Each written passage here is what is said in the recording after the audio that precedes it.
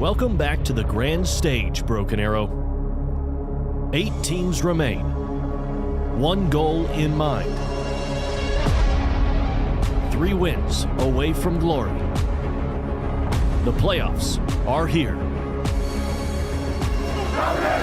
Coming off of one of the highest scoring performances in school history and a bye week full of preparation, BA is looking to not just make an entrance, but to make an arrival. Gabe Manning still gets there anyway. Jump ball. Stanford, another one. And a pick 6 for number 4. The offense has hit its stride. Physical finishes on the ground. And dazzling scores over the top. Looking end zone. Pass caught. Touchdown.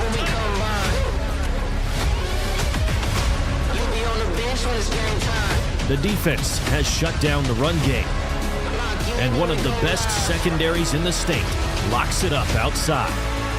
Looking to pass. It's directly at the numbers of Nate Jackson. He's got a chance to return this one all the way. He's nearing the end zone and he's in.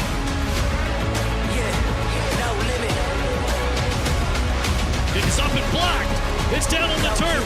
Scooped up.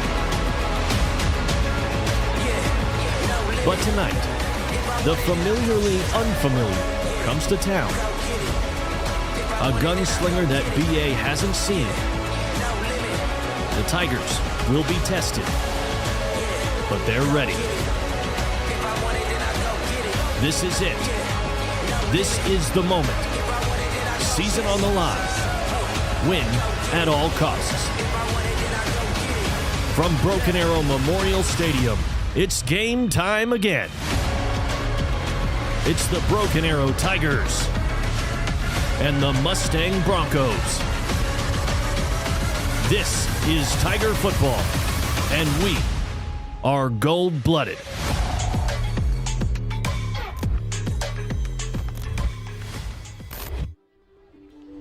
High school sports sees no bigger stage than the football playoffs, and with a lot of eyes on this one, we expect no better game in Oklahoma this week. Broken Arrow versus Mustang, round 2, and we have all the action for you right here on ArrowVision. We thank you all for tuning in. Happy to have you alongside us for this one. I'm Dylan Rivera. My broadcast partner is BA freshman head coach Mo Wallace, a.k.a. Maurice Wallace, a.k.a. Mo Than Meets the Eye. And he might just be a robot in disguise as well. Coach, every game matters so much from this point on. You're playing for your season every time out. BA earned the bye week and got some much-needed rest, but also got some extra time in to scout and to devise new wrinkles. We'll see once the game starts whether that extra week was a positive or a negative for the Tigers. Well, and the big factor is starting out. How do you start out? Do you come out flat? Do you come out fast? I think we got to come out fast. You know, whether it's defensive or offensively, we have to come out fast to change the game. Special teams-wise, we have to win that battle as well, you know. But it's a heavyweight fight. Whoever throws that big punch first, who's going to be able to withstand it? Also, we got to be able to make those big plays. If we can consistently make those big plays, whether it's early, mid-game, and late, we should be victorious tonight. Now, there's an obvious star showdown that will be something to watch. A handful of big-name recruits in this matchup, and those names will be mentioned all throughout this broadcast. We're focusing our attention on 2 guys that can have a big impact in how this game goes. And, Coach, as you mentioned to me this week, one that can really shape Broken Arrow football over the next couple of years. These are players to watch for tonight on the Broken Arrow side of things. On offense, Jeremiah Satimba, the starting quarterback. Defensively, defensive tackle, number 97, Eddie Dennis. Eddie Dennis, 16 tackles, 6 solo, 10 assisted. He's going to be that guy that has to be able to control the front in the middle. Obviously, Jeremiah's going to do what he has to do. He's going to be not really your game manager, but he's going to be the guy that's going to be efficient. He's going to be able to keep these guys in the right place and make the right plays and make the right calls to make us successful. But Eddie and those guys up front, from Eddie to Jackson Ayers to John Broll II to Gabe Manning, they have to be able to put pressure on O'Neal tonight and collapse that pocket to make sure he's not going to be able to make those throws that he's expected to make tonight. For Jeremiah Satimba, right under 1,500 yards on the season with 15 TDs as well. He doesn't have to put up gaudy numbers for this team to win. In this system for him, it's all about that word you just said. efficiency. He has to be efficient. He has to be the guy that's not going to be able to make those mistakes. I mean, I know last week he threw an interception that was a pick six, and like Travis said on Inside Tiger Football, he tried to force it, tried to get a senior a touchdown. You know, that's the way we look at it. But he's going to be the guy that's got to be able to come out there, calm guys down, calm the troops down, say, hey, fellas, let's go out there, let's pursue it, take a play at a time, take it a series at a time, and let's be successful and get out of here with a victory. He's got 4 interceptions in total on the season. Now, for Mustang, we also have some players to watch there. We talked about the star-studded lineup that we have on both sides of the football. Yes. We have to talk about the quarterback position for Mustang. This is what all the hype is about in this matchup is Broken Arrow has not seen Jaden O'Neal. No. He's a 3-star quarterback according to 247 Sports, a 4-star quarterback on 3. He has thrown 2,246 yards and 26 touchdowns, only 2 picks on the season. He's a guy who takes care of the football, can sling it around the field, and he's not going to miss many throws. He's your prototypical quarterback, big, long. I mean, he can put the ball where it needs to be put at. He's going to make those right decisions himself, you know, and that's the type of quarterback that you see nowadays, those prototypical quarterbacks that can throw the football, especially in a Blankenship offense. That's a Blankenship type of a quarterback, you know, whether it's Lee or whether it's Josh, whether it's Blank, Bill over there at Owasso. This is the type of quarterback that they have. Those 26 touchdowns, 2,200 plus yards. I mean, he can fling it, and I'm telling you, he can put it right where it needs to be put at. And we got to be able to make sure that we make the plays on him tonight. Because if we don't, he'll make us look crazy tonight. And that's not even with a full 10 or 11 games of work. He had missed a couple of games this season. On the other side, Gabriel Osborne Jr. We have his offensive numbers listed, but where you're really going to see his impact is defensively. A cornerback, 6'3", a lot of length. He covers a lot of ground, and he can frustrate a quarterback and make it difficult. He's one of those guys that you see him out there in coverage, you go, you know what, I'm just not going to throw it that way. I'm going to look the other way because otherwise he can take advantage of you. He's a guy that's going to stop. He's got that you can put it on the best receiver. It's going to be him and Samaj tonight, and he's the guy that you know. He's a 4-star guy. He's also a gentleman that's long, rangy. He's a big corner. I mean, as a defensive guy myself, that's the type of corner I like to have. 6'3", 6'4", long, rangy, 200-something pounds, and he's going to be able to stop whoever he has to stop tonight. Well, we have to go down to Madison Dildine for a little bit more on how you might be able to see some differences in this Tiger defense. They're going to try to pressure Jaden O'Neal, and she has more on that. Yeah, I talked to Coach Joe earlier, and he said that O'Neal got hurt while running, so now he's very cautious to exit the pocket. One thing that you're going to want to watch out for is earlier today, Gabe Manning said that he wants to get in O'Neal's face, so just watch out for that. Dylan? Thank you, Madison. Don't go anywhere, Madison, actually, because we want to give you a quick special shout-out here on our ArrowVision broadcast. Our Teacher of the Year at the Broken Arrow High School, the Co-Teacher of the Year, but we don't have to say Co. Teacher of the Year, Madison Dildine, so shout-out to you, Madison. We're coming back down to you. Any thoughts on the award? It was an honor, honestly. Like, I wasn't really expecting it because how can you expect something at a site as large as BA?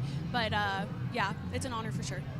Absolutely. We're grateful to have you be a part of our team, grateful to have you here on Friday nights, and grateful for Tacos for Life, who brings us our pregame show, Tacos for Life. Make sure to stop by after every home game. I believe it counts for this one, right? This is a playoff game. It still counts. It's a home game. It's a home game. So they're open late until 11 p.m. Go by, say Broken Arrow Tigers. You can score free chips and queso. And remember, at Tacos for Life, every meal you enjoy gives back a meal. We're going to take a commercial break here in the pregame show. Come right back here live on ArrowVision. Hey BA Tiger fans, now's the time to show your school spirit. Support your favorite school with the Broken Arrow School Pride debit card from TTCU Federal Credit Union. The only card that gives back to Broken Arrow every time you use it. Since the program began, TTCU has donated over $350,000 to Broken Arrow Public Schools. That's a lot of support from fans just like you. Whether you're a student, parent, or proud Tiger fan, your everyday purchases can make a difference. With TTCU, you're not just banking, you're backing your school and local community. Join the thousands of TTCU members who are already using the Broken Arrow card. It's super simple. Use your BA card and TTCU donates. Thank you, TTCU, and thank you, Tiger fans. Support our school with every purchase. Go BA!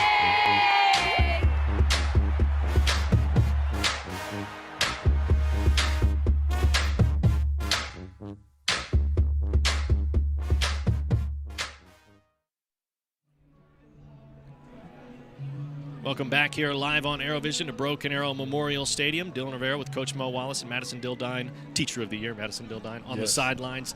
Excited for this one. Should be a really big ball game, and I think all eyes in the state on this one. Coach, we have a lot of different moving parts to this, and we're talking about a lot of different things that can be key to this matchup.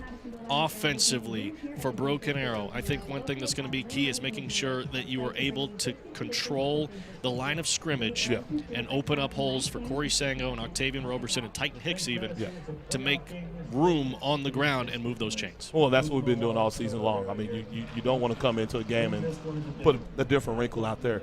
We're going to run the football tonight, and that's the key to the night. I mean, you got to unleash Corey Sango. You got to unleash Octavian. You have to let Titan get what he has to get tonight.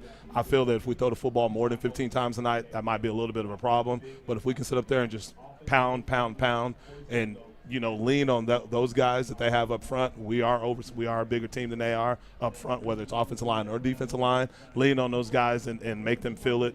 In the fourth quarter, we should be successful. 5 guys that all hang around 300 pounds on the Broken Arrow offensive line, and they can move some people. They've been successful this season.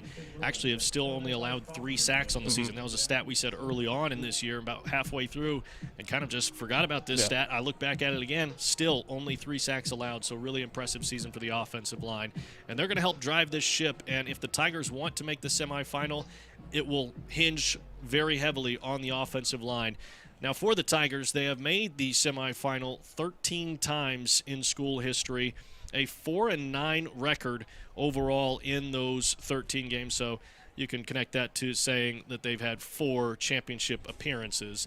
Of course, the 1 championship win in 2018. The last appearance for Broken Arrow in the semifinals, 2021. On the flip side, Mustang has been in the semifinals 6 times. And their record in the semifinals, 1-5, and made that state championship back in, I believe it was 2005. And then, of course, 2021 being their last time to make the semifinals. So Lee Blankenship has been a very successful head coach in his tenure, though. Has a winning record at Mustang, been here now for 6 years. This is season number 7 for him. And a guy who knows how to draw up some offensive plays. Surprise, Blankenship name. They know how to do that. They know how to do that. And he's done a great job with that program from the weight room. I mean, he's kind of mimicked what those guys on South Memorial do. Night of the Champions. He's real big on stuff like that. And in the classroom, it's kind of like Travis. I mean, you have to take care of it in the classroom. But there's a great job from his 8th grade program, actually 7th grade program to 8th grade program to 9th grade program. They do a great job of developing kids. So it's a good program, and he's done a great job the last 7 years. We'll quickly take one more commercial break here on our Tacos for Life pregame show. Bring you one more pregame segment, and then it's time for kickoff. Hey, Tigers, I'm City Manager Michael Spurgeon. The city is preparing for the next general obligation bond election in April of 2026. Just like the improvements to Albany Street in front of the high school, bonds help pay for upgrades to public infrastructure like streets and intersections, public safety services, parks improvements, and more here in our great community. To find out more about the bond process, visit the city website. Thank you for helping us build our future. Broken Arrow, enjoy the rest of the game. Tulsa Bone and Joint, Northeast Oklahoma's sports medicine experts. We are pleased to help you and the athletes in your life with a number of surgical and non-surgical options. Tulsa Bone and Joint is proud to serve as team orthopedist for local high schools such as Broken Arrow, Owasso, Sapulpa, Cascia Hall, and Bishop Kelly.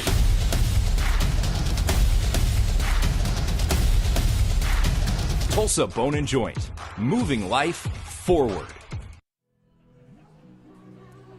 Welcome back here to Broken Arrow Memorial Stadium. The TTCU Federal Credit Union is one of our One Club sponsors. Get the only card that donates to Broken Arrow Public Schools every time you use it. TTCU Federal Credit Union has donated more than $360,000 so far.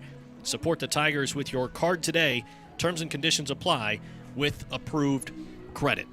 Now, of course, Coach, one thing that we've seen some changes and some fluctuations with, especially due to injury, has been the starting lineup. And we had seen some changes last week at the running back position with Corey Sango not being able to play, had an ankle injury. He's good to go for tonight. Octavian Roberson was a little limited because of an ankle injury. He's good to go tonight, so everybody's healthy there. The only two injuries that Coach Hill told me about is Messiah Owens and Sam Daring, the two that we already knew about going into this ball game. So everybody healthy to go, even though we saw Tristan Silva leave the game early against Westmore. He's all square. So everything looks fresh. Everything looks ready to go. Well, the bye week allows you to, recoup, allow to recover. So Sango and Octavian, they're able to rest their ankles and get back into the groove. Being in practice this week, both of those guys look great at cutting. I mean, obviously Octavian last week in that game against Westmore, 2 weeks ago against Westmore, he looked great coming in, making those cuts that he did. Sango out there in warm-ups looked great making cuts, but hey, Betts is also there. So Betts is the guy that's earned that right, so expect to see him a little bit tonight. So the guys are healthy, and we're ready to compete tonight. I was at least able to stop by and talk to Tristan Silva as well, and he said he feels good. He's got complete movement and everything like that. There was a little bit of a scare in that Westmore game that maybe it was something serious, but dodged that bullet at least. He missed a couple of practices last week, but he was back at it this week and is healthy and ready to go for this game. So with him in the lineup, let's see who was surrounding him in the starting lineup here with this video. You ain't gotta ask who I do it for. Whole team iced up, dipped in that red and gold. Bang, bang. Not again. Bang, bang. Okay. Fans, it's time to meet your starting lineups, brought to you by First National Bank of Broken Arrow. And now, let's meet your defensive starters. At free safety, number 4, Samaj Stanford. At cornerback, number 1, Noah Gillespie. At linebacker, number 33, Colton Barlow. At linebacker, number 25, Malik Ross. At linebacker, number 22, Nate Jackson. At defensive end, number 99, John Broll. At defensive end, number 10, Gabriel Manning. At defensive tackle, number 97, Eddie Dennis. At defensive tackle, number 44, Jackson Ayers. At cornerback, number 21, Gaston Farrell. At strong safety, number 2, Bryson Brown. Clap, clap, clap for the best in the world. Tap, tap, tap, tap in with your girl. Whole gang run it up. West side throw it up. Got the ops moving out the way when we pulling up. Deal dams. We just came through the end zone again. Your offensive starters. At wide receiver, number 4, Samaj Stanford. At wide receiver, number 5, Peyton Lang. At wide receiver, number 18, Zane Matthews Boudreaux. At running back, number 0, Octavian Robertson. At running back, number 7, Corey Sango. At quarterback, number 1, Jeremiah Setemba. At tight end, number 9, Titan Hicks. At left tackle, number 55, Caden Moody. At left guard, number 74, Devin Smith. At center, number 54, Kason Isham. At right guard, number 71, J.J. Brashears. At right tackle, number 65, Tristan Silva. At kicker, number 42, Nick Irvine. Okay, do it for the BA. Okay, do it for the BA. Whoa, BA gang.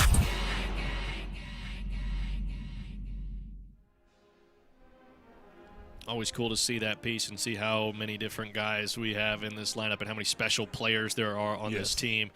Just a handful of guys that are really special at the senior class and a handful of guys at the junior class. And we've seen even some sophomores start to crack that video because there's a lot of talent all across this Broken Arrow football program. And that recipe, putting it all together, Travis Hill and his staff has done a great job of putting that all together and stirring it up, mixing it up, and now you see what you have. You have an 8-2 team that is in the second season or the third season, and that's that playoff season. You're in the quarterfinals and fighting for a spot in the semifinals. I like that you bring up the change over to the head coach and Travis Hill and bringing this program together. I mean, we talk a lot about this matchup that happened earlier in the season, the 21-14 final. Broken Arrow able to beat Mustang here at Broken Arrow Memorial Stadium against Mustang's backup quarterback. But one thing to take into account is that the Tigers were 3 games into Travis Hill's tenure. Yes. They were still working things out. There was a lot of things that if you look back at that game and then watch the Westmore game, you're going to see two totally different teams. Yes. Broken Arrow had not really found its way to where they wanted to be. It hadn't really clicked yet for this team. Now it feels like it has, and it's a totally different ball club. When their feet settled in and they understand what Travis's expectations are, they understand what Jay, what Crave and Higgs' expectations are on both sides of the football. You know, when you get that in that championship pedigree and those guys understand, and they had to sit up there and teach these kids how to win, because this program has not won a lot of ball games in the last 3 or 4 years. So they had to teach these kids how to win. And when you make the mistakes and you play behind the chains or you jump off sides, those type of things can affect you in a ball game. And you take care of those situations like that and get those out. Hey, and now you see a run that we've been on. That's a 6-game winning streak, and now looking for 7 to get in that semifinal game. Well, Coach, this is probably the time where I should ask for your keys to the game, but we actually already did that, and we did it at the Big Biscuit. I'm just excited about this playoff game, boys. I'm telling y'all, man. Hey Tiger fans, I'm Madison Dildine with ArrowVision, and we're here at the Big Biscuit Broken Arrow, located at Lynn Lane in the BA Expressway, to bring you this week's edition of the Big Biscuit Blitz, where the ArrowVision crew breaks down tonight's game in 60 seconds. Let's check it out. Thanks, Madison. It's a playoff game this week, and it's the Big Biscuit Blitz. Coach Mo Wallace, Dylan Rivera here. Coach, winning this one is a big one. You got to go out and get a W. Playing Mustang this week, a team that we've seen before, but they look a little different now. What are your keys to the game? Keys to the game will be defensively, we have to be disruptive up front. John Broll II and Gabe Manning will have to be a big impact in the game. Offensively, unleash Corey Sango and Octavian Robeson behind our offensive line, and that is your keys to the game for this Friday night. Going to have to really be moving guys around on both sides of the football. Yes. Really big ball game. Like I said, this goes into the semifinals next week, so you want to get this win here today. Season's over if you don't. So obviously you got to keep things rolling, because we want to keep coming back to the Big Biscuit too, don't we? Yes. Got a nice iced coffee here today, Coach. You ready to get after it? Yes, sir. Let's do it.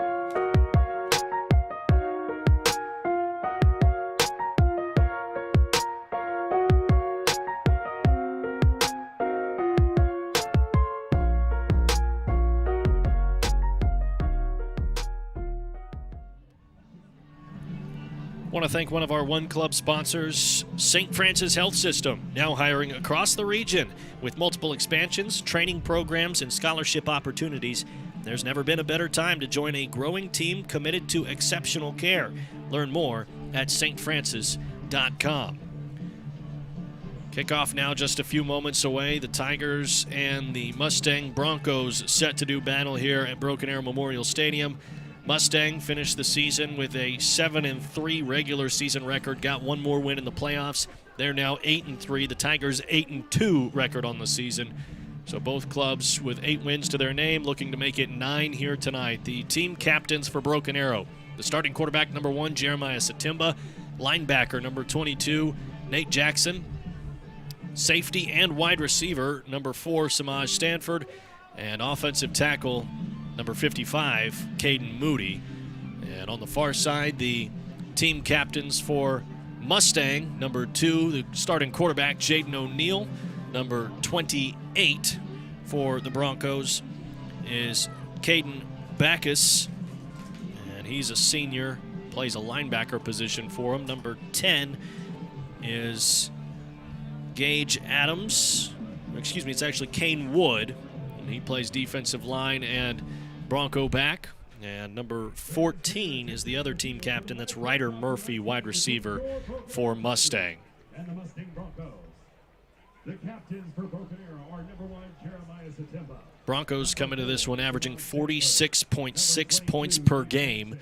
Tiger defense allowing just 16.3, so that's where the real matchup is. You're going to have your eyes on that, is whether the Tigers can slow down Jaden O'Neal in this Broncos offense or not. That's going to be the deciding factor in this ballgame. But you flip it on its head, Broken Arrow's offense is averaging 33 a game. The Mustang defense is allowing 27.4. So, of course, that side of the ball matters just as much. Big time, and it comes down also to the third down efficiency on both sides of the football. You know, we have to be able to get them off the field on third down. They have to be able to get us off field on third down. I mean, you know, Mustangs don't come in amped up. Dylan. They're going to come in amped up. Who's the calmest team? Who's going to come in and just be calm and allow the game to come to them? You know, you don't want to come in cocky and arrogant. You want to come in with a nice, smooth attitude to you and understand that you are the better team, and that's what I feel like Broken Arrow is tonight. Well, it's time for the coin toss, and our ArrowVision sideline reporter, Madison Dildine, is down there with the microphone.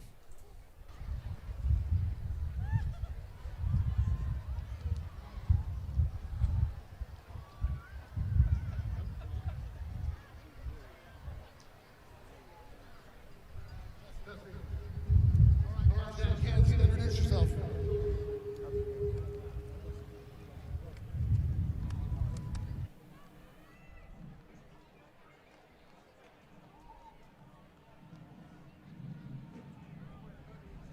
Guys, congratulations on making the playoffs and a win for you guys last week. Congrats.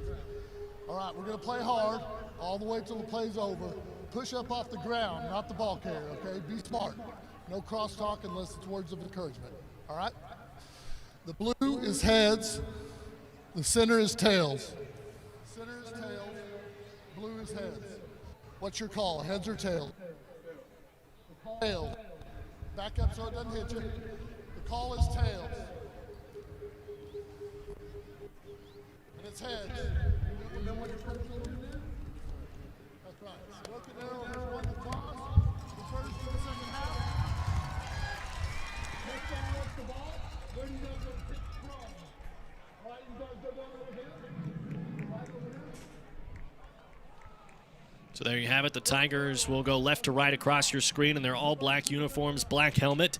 And Mustang in their road white uniforms with a black helmet as well will go right to left across your screen. Broken Arrow won the toss, deferred to the second half, and Mustang will start out on offense after Nick Irvine kicks off the opening kickoff of this ball game. And there's the entrance for Broken Arrow coming out of that varsity club, coming out of the indoor facility. Always exciting to see the team amped up and ready to go.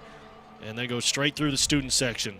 This entrance is already big enough as is. Yeah. Add in a playoff atmosphere, it's even bigger. It's huge. It's huge. And I'm going to tell you right now, Dylan, I love the fact that we're starting off on defense. I thought about that all week long. How is it a good way for us to come out and not be flat? And I think coming out on defense allows us to settle into the game. You know, we get to see what Mustang's going to bring out with Jaden O'Neal. You know, so let's just go out there and hopefully get out of here with 3 to 5 plays on the first series and get our offense out there to be able to settle in and run football against them tonight. Temperatures have cooled down quite a bit here tonight, and it's already starting to climb even all the way down into the 50s. Ooh, yes. But it has a breezy wind to it as well, so it feels even colder.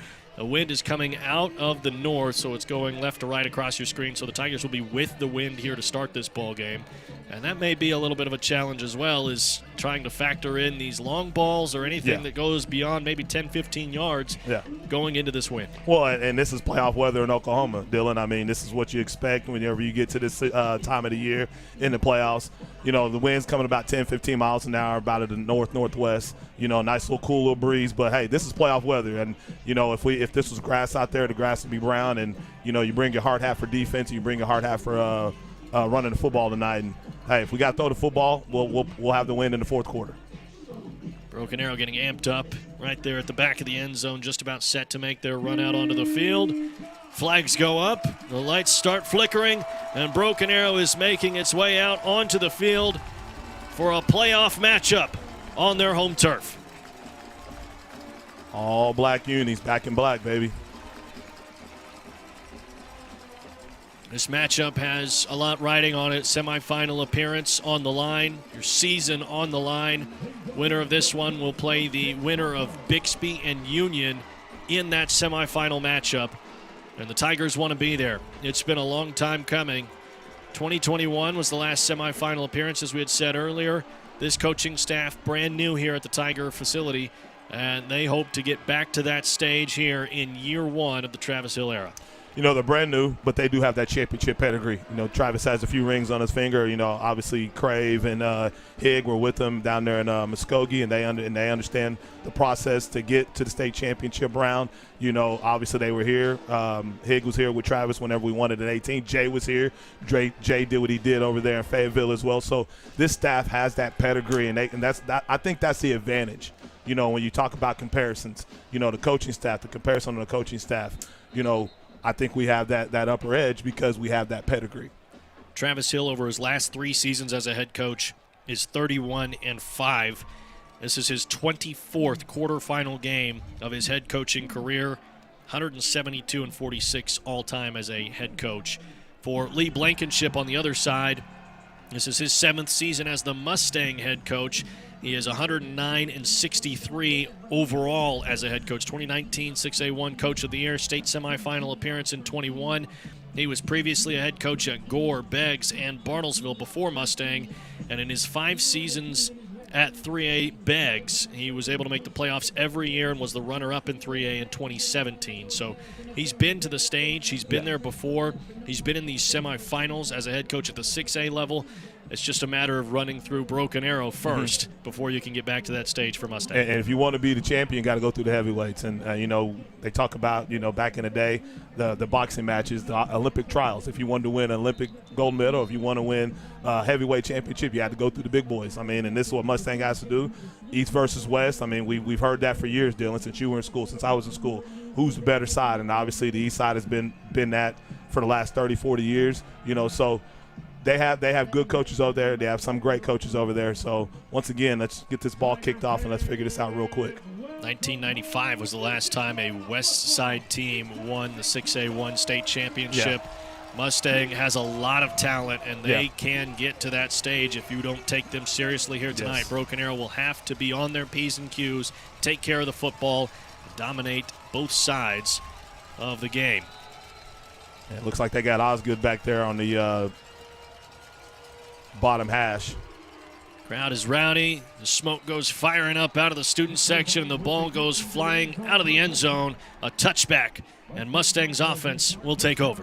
And this is going to be huge. I mean, obviously now you're going to see their offensive line versus our defensive line, their receivers versus our DBs. You know, obviously the 4-star, 3-star, whatever you want to say he is, he's going to come out and he's going to want to sling it. I mean, I think they'll also try to run the football, power counter like Travis talked about on Inside Tiger Football. But to me, it's going to be the LOS, line of scrimmage is where it's going to be won tonight. We'll figure this out in this first series. The starting offensive line for Mustang, number 52, Caden Gordon is the left tackle. Number 55, Stone Perkins at left guard. Number 77, Cooper Clark is at center. And a run of no gain to start things off. Right guard is number 71, Chance Davis. Right tackle, number 58, Hayden Flores. The quarterback, number 2, Jaden O'Neill. The running backs, number 21, Ace Gilliland, and number 11 is Jaden Reyes. O'Neill back to pass. Short intermediate pass. And Farrell comes up and makes the hit. But a nice job by Ryder Murphy to hang on to the football. Let's think about it. He has a quick release, and you got to be able to get downhill quick. You got to be able to get out of your break. You got to be able to knock the ball out. So it's third down right here on this first series. A lot of folks in the backfield. Fakes the handoff. O'Neill fires, and it falls incomplete. And, you know, with that pass right there, that was a little high. You know, I expect us to be on the top shoulder on that. You can't play around with that type of route, and that's something I see Keenan Reed down there talking to Gasson about. You got to be able to have that route recognition. It was a one receiver side. You got to be able to stay on that top shoulder. The rest of the starting lineup for Mustang was number 14, Ryder Murphy at wide receiver, number 9, J.T. Johnson, number 1, Jaden Johnson, the Bronco back, number 44, Lane Lewis, and number 10, Kane Wood, number 4, Tupe may get in the game as well. Punt didn't have much distance to it. A lot of bodies right in front of the punter. I didn't see if the Tigers got a hand to it or not. I think we may have got a hand on him, but, hey, I like the fact that we're being aggressive out of the gate. Like you said, special teams in the playoff time is going to be very vital to us tonight, and we did a great job. It's going to be a 15-round fight. You know, in these playoffs, you got 3 15-round fights, so we won that first round on defense. Broken Arrow will set up shop at the 38-yard line. It's Roberson in the backfield with Satimba to start, and Irvine at tight end. We'll see if Roberson can catch a crease, and he's had great games against Mustang in his career. Preston Birch out there as an extra blocker as well. Satimba has to keep it himself. Looked like a miscommunication between him and Roberson, but he's able to charge forward to the 40. Okay, you got a couple yards out of that, but that's something that you want to make sure that does not happen that first play of the game. You want to be able to have that that right communication. This is something that's discussed as they're pumping the play clock up, but this is something that's discussed throughout the week. You practice it. You know what the play is going to be, so we just have to do a better job at that on play 2. They'll place it at the 41, actually, so it'll now be 2nd and 7. Lang goes in motion. The direct snap to Stanford. He'll keep it, go around the right side, gets a nice couple of blocks in front of him, and is able to get to the 45. Okay, and, Mustang may be undersized up front, but I will tell you their linebackers can flow. They have that base 3-3 stack. They can flow. Their linemen can get to the sidelines as well. So they have some type of speed on when it comes to sideline to sideline. So we got to do a better job of sealing the blocks and allowing our guys to catch that alley. Titan Hicks in the backfield. Takes the snap. Follows Brashears. Wrapped up early.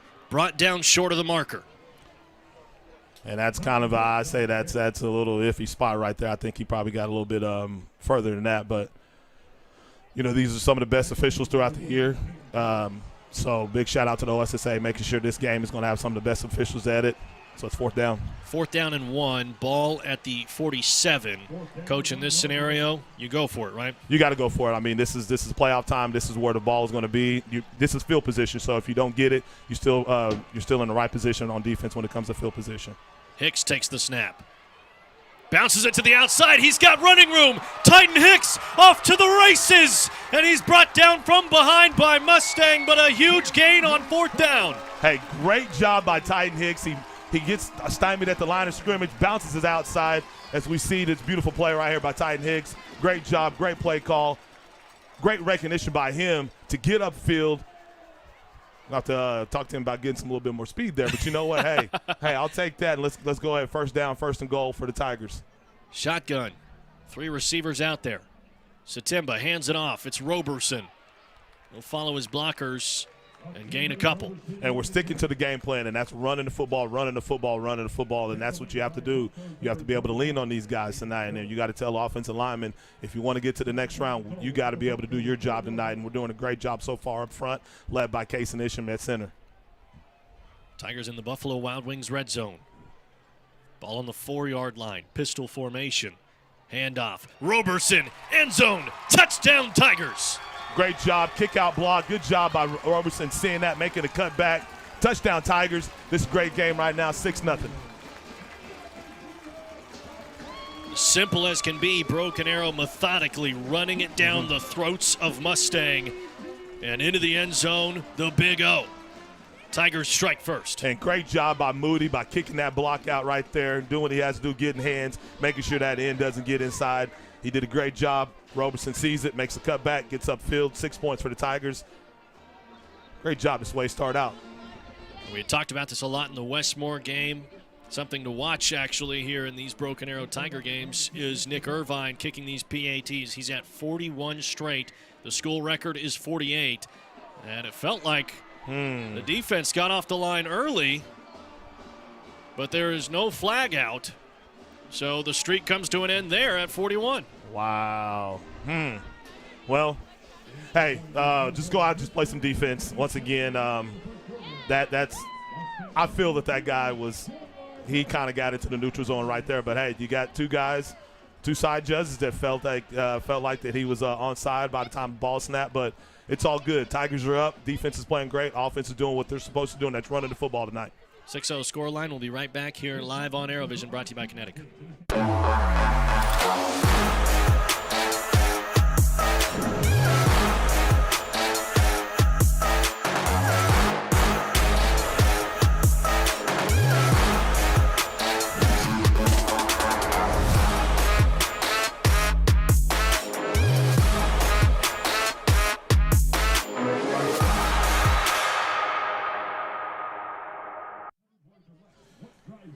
Welcome back live here on ArrowVision. I want to say a quick shout out to one of our One Club sponsors, Quick Trip. They are a proud partner of Broken Arrow Public Schools, investing in the future of our students. Thank you, Quick Trip. So Irvine will kick it away. The streak ends at 41 straight PATs, which is nothing to sneeze at. That's still second most consecutive made PATs in school history. Yeah. So certainly something he can tell the grandkids about one day. He's in the record books, and great job by Nick Irvine, the myth, the legend, Nick Irvine. As you see, Dylan, the two kickoff returners, how they're lined up right now, they're going to see how he's going to kick this. I guarantee they want to try to get the football into number 5's hands. The deep return man is Osborne Jr., but number 33 is also back there, and that's Evanson Malaska. And Irvine won't give him the opportunity to return it. He'll put it in the end zone. And number 33 is a playmaker himself. I mean, he had an interception, big-time interception in that game against Norman North last week. So he's a playmaker as well. Our sideline reporter, Madison Dildine, was listening into the cornerbacks huddle and has something from Keenan Reed. He said, listen, that was a great start, great job. He said, that's big, but we've got to continue to communicate. We cannot let up. That needs to be us all night long. Dylan. Thank you, Madison. Tiger defense comes back out here after a 4-down stand. 3 and out for Mustang to start the game. Now they fake the handoff to Gilliland. O'Neal in motion, lets it fly. He's got a man down in the flat. And a good pickup on first down. A first down throw for Jaden O'Neal as he connects with Parker Sorrell. And that's what you're going to see tonight. You're going to see a little play action right there, kind of holding the linebackers, and they're wanting to get the football out to the flat area. 1st and 10. O'Neal again. Lets it go all the way across the field, and Murphy looked like he hangs on, and they'll give him the catch. Ball now at the 36-yard line, so a gain of 4. And they're going to call it off right there. But great job by Jack. Jack did a great job on that slot receiver right there, getting hands, stymieing him at the line of scrimmage. But once again, they're going to RPO. They're going to try to make our linebackers freeze a little bit because we do have to acknowledge and run as linebackers because they got a big, hefty back. I mean, he's a guy that weighs about 220, 222, and you got to be able to respect the run game. So great job by our guys who are getting out there and making the play. He's booked as weighing even more than that. Ace Gilliland at 231 on the roster. Wow. 4 men in the backfield for Mustang. O'Neal 3rd in line. Everyone in motion. They'll snap it. Hand off to Gilliland. Bounces it to the outside, and he is chopped down by Jack Gardner. I've seen that formation from another school out south of the over there in South Memorial. So something that looks like Blankenship took out of somebody's playbook. But we got to be able to bottle him up, and we got to be able to stop his feet at the line of scrimmage. So our guys got to do a better job of getting off their blocks. 3rd and 5. Low snap. O'Neal looking to pass. Long ball and nobody in the area. It'll fall incomplete and bring up yet another 4th down for Mustang. And great job by our guys getting that pressure. We're doing a great job of making sure that they don't blow the top off. Top down is basically what it's about. You got to be able to cover deep, and you got to be able to stop their vertical routes because he wants to get that ball deep. O'Neal having a conversation with Coach Blankenship, looks a little frustrated as he comes to the sideline. So the punt team out there for the Broncos. And the deep return man for BA is Samaj Stanford. Play clock running low. They'll get the snap off. And the punt doesn't even have any hands on it. It just sputters out and falls well short of the intended target. It goes out of play in Tiger territory at the 44. Hey, you're 2 for 2. You're getting off the field. Now they make a mistake on the punt game and special teams. And once again, it's special teams in this type of a playoff environment. Special teams is key. So now we got the ball. Great job. 44-yard line for the Tigers. You're in their territory. So let's go ahead and try to get at least 3 points out of this. Starting defense for the Broncos on the defensive line, number 25, Jaden Jones, number 97, Julio Vera, number 31, Elijah Wilson, and number 10, Kane Wood. They got 3 high safeties. Number 3 is going to be that guy that's going to be a person that they cannot be able to block. This is Corey Sengo getting his first touch of the ball game, and he's able to charge forward to the 39. So you need to watch out for number 3 tonight. Watch how he plays the game tonight. He's going to be a guy that is a free runner in this type of a defense. So if he makes a lot of tackles tonight, that means we're getting the football at least 5-6 yards down the field. Linebackers, number 8, Josiah Stevens, number 15, Parker Sorrell, number 28, Caden Backus, and number 3, Tayton Duncan. Sengo pushing the pile, slipping out into the open. Corey Sengo, house call, touchdown, Broken Arrow. Once again, Dylan, we're doing a great job of being patient up front, allowing our blockers to make their blocks and just hitting the hole and allowing us to get down the field. They're not wanting to tackle our guys up front. As we see on this right here, Corey Sango does a great job of being patient inside the hole, as you see right there, fighting off the tackles, staying strong as he does because, hey, we're lifting weights here ourselves, boys and girls, and touchdown by Corey Sango. Sango's balance, we talked about it so much this season. He is so tough to bring down because even when you feel like you've knocked him over, he stays up. And that right there is a fresh kid right there. I mean, obviously he didn't play last week. He's had the last 3 weeks off, Dylan, and that is a fresh running back, and you want that type of freshness right now going into the playoffs. And this time they catch it, and there will be a flag.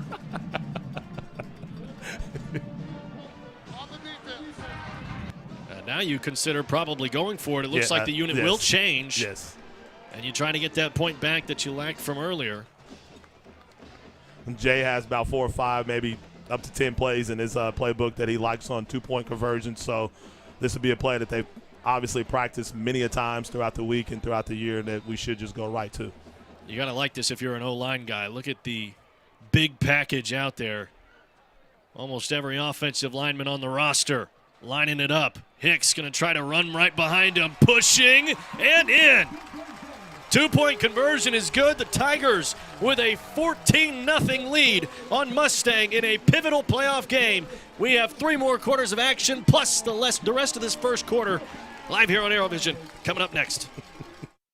It's time to update your kitchen just for you. Kitchen Tune-Up will make your kitchen look and feel transformed. Let's create a kitchen that inspires and uplifts you. Kitchen Tune-Up. Update, upgrade, uplift. Get your taste buds ready, because we're bringing all the drip and none of the drama with our new sauced and tossed Tender Bites. They're juicy, crispy, and sauced like a boss. Bite into your new obsession. Only at Slim Chickens. Welcome back to Tiger Field. Broken Arrow with a 2-touchdown lead over Mustang early. Now, where you may be a little bit weary here is Norman North got off to a 10-0 lead on Mustang in the first round of playoffs. Yes. Mustang answered back quickly, got up 42-17 by the final whistle. So obviously Broken Arrow, maybe a different story because it's a different ball club than Norman North, but you could still see some similar storylines. Yeah, huge similar storylines right there. But like you said, Dylan, we are a different ball club, but we have to take care of ourselves. Like Travis always says, it's imprinted right there in the locker room, Tigers versus Tigers. So go out, take care of ourselves, and do what we do best here on this third defensive series. Irvine once again kicking it away. And for the third time today, it's out of the end zone. I love the game plan right there. Obviously, Irvine has the leg. You got the win at your back, so go ahead and put it through the end zone. Obviously, we're going to do what we got to do to make sure number 5 and number 33 do not have an opportunity to break this game open on a special teams return. Mustang has scored 40-plus points 8 times this season, 50-plus points 5 times this season. They are a high-scoring offense, and right now scoreless halfway through this first quarter and have really yet to get beyond midfield. Yeah. So it's been a challenge for them to earn anything against this Tiger defense. We'll see what happens in their third possession. And when you continue to have an offense like that backed up inside their own 20-yard line time after time, you'll be successful. Coaches make a change, and they hand it off to Osborne Jr., who stiff-arms Stanford, and he stays in bounds before he's slammed into by multiple Tigers and brought down after a gain of about 5, maybe 6. And, obviously we talked about that comparison between Osborne and Stanford, 2 guys that are right neck and neck when it comes to the junior class in recruiting, when it comes to ranking. So I know our number 4 wants to come in and lay the wood to him all night long. Handoff, Osborne Jr. again. This time, not as much going for him. Only a gain of 1. So we see the first 2 series. You see number 21, Ace Gilliam, in a running back. Now they try to get a little different twist here by bringing Osborne in. Maybe they see if they can, catch a seam, catch a crease real quick, and use his speed to get upfield. But we're in 3rd down and short right now. Pistol. 1 receiver at the top, 1 at the bottom. O'Neal stops everything, looks over the sideline, gets the signal. And now resets. Osborne Jr. still in the backfield. Handoff, no, he'll keep it himself. Fires away, and it falls incomplete. Gaston Farrell in defense. Hey, great job. That's what we call a slingshot technique right there. He's staying upfield on his shoulder, a little bit behind, but Gaston did a great job of playing the defense, slingshotting himself forward, getting that arm through, breaking up the pass. Great job by Gaston Farrell on that defensive play. 2 of the first 3 possessions for Mustang have been 3 and outs if they do decide to punt this away. The Blankenships do have a knack for getting tricky, but they will not do so here. Punt is away. Stanford will let it bounce, and Mustang will spot it down at the 36. And Dylan, that's still good field position for the Tigers. I mean, obviously we have not, got deep into the playbook, but I feel Jay's still going to sit up there and run the football tonight. And I think that's what we have to do because that's just what the game plan is. Complementary football we've been talking about all year long. I didn't get to finish running through the defensive starters for Mustang. Number 12, Keewan Kearney is the strong safety. Number 33, Evanson Malaska. Cornerbacks, number 20, Derek Strawn. Number 5, Gabriel Osborne Jr. Number 16, Tucker Brown. Number 19, Abbas Deason. And number 2, Aiden Steen. Handoff and a short gain. Betts. And it's Grayson Betts getting his first carry. I like the wrinkle right there. Once again, now you're getting this kid in, and he's getting a little playoff action right now. You want to get these guys that experience. I mean, obviously he's earned it. Grayson's earned it. He's earned it through JV ball, and he's worked his way up. Obviously they don't keep stats in JV ball, but we keep stats on the varsity ball, and I'm going to tell you right now, Grayson has earned that. 2nd down and 6. It'll be Satimba, the keeper. Bounces it outside, pushed out of play, but he makes it a 3rd down and 1. And once again, that number 3, he's that middle field safety. He's the guy that's going to be unaccounted for. He's going to be that free runner. So he's able to see the play and get right downhill as quick as possible once again. But if he makes the tackle, you're making a tackle 5-6 yards down the field and putting yourself in a situation by playing in a 3rd and short situation right now. Satimba comes off the field. This looks like it'll be a direct snap to Stanford, which we've seen once here already tonight. This might go wide side right here. Looks like there's some confusion on the BA side. Now set up. Stanford to follow his blockers. A timeout. No, a false start.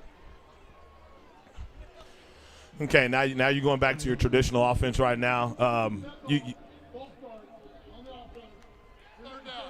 You got to be able to hold the water. I mean, obviously that's our first penalty right there, but we've talked about this off air. We talked about it during the pregame.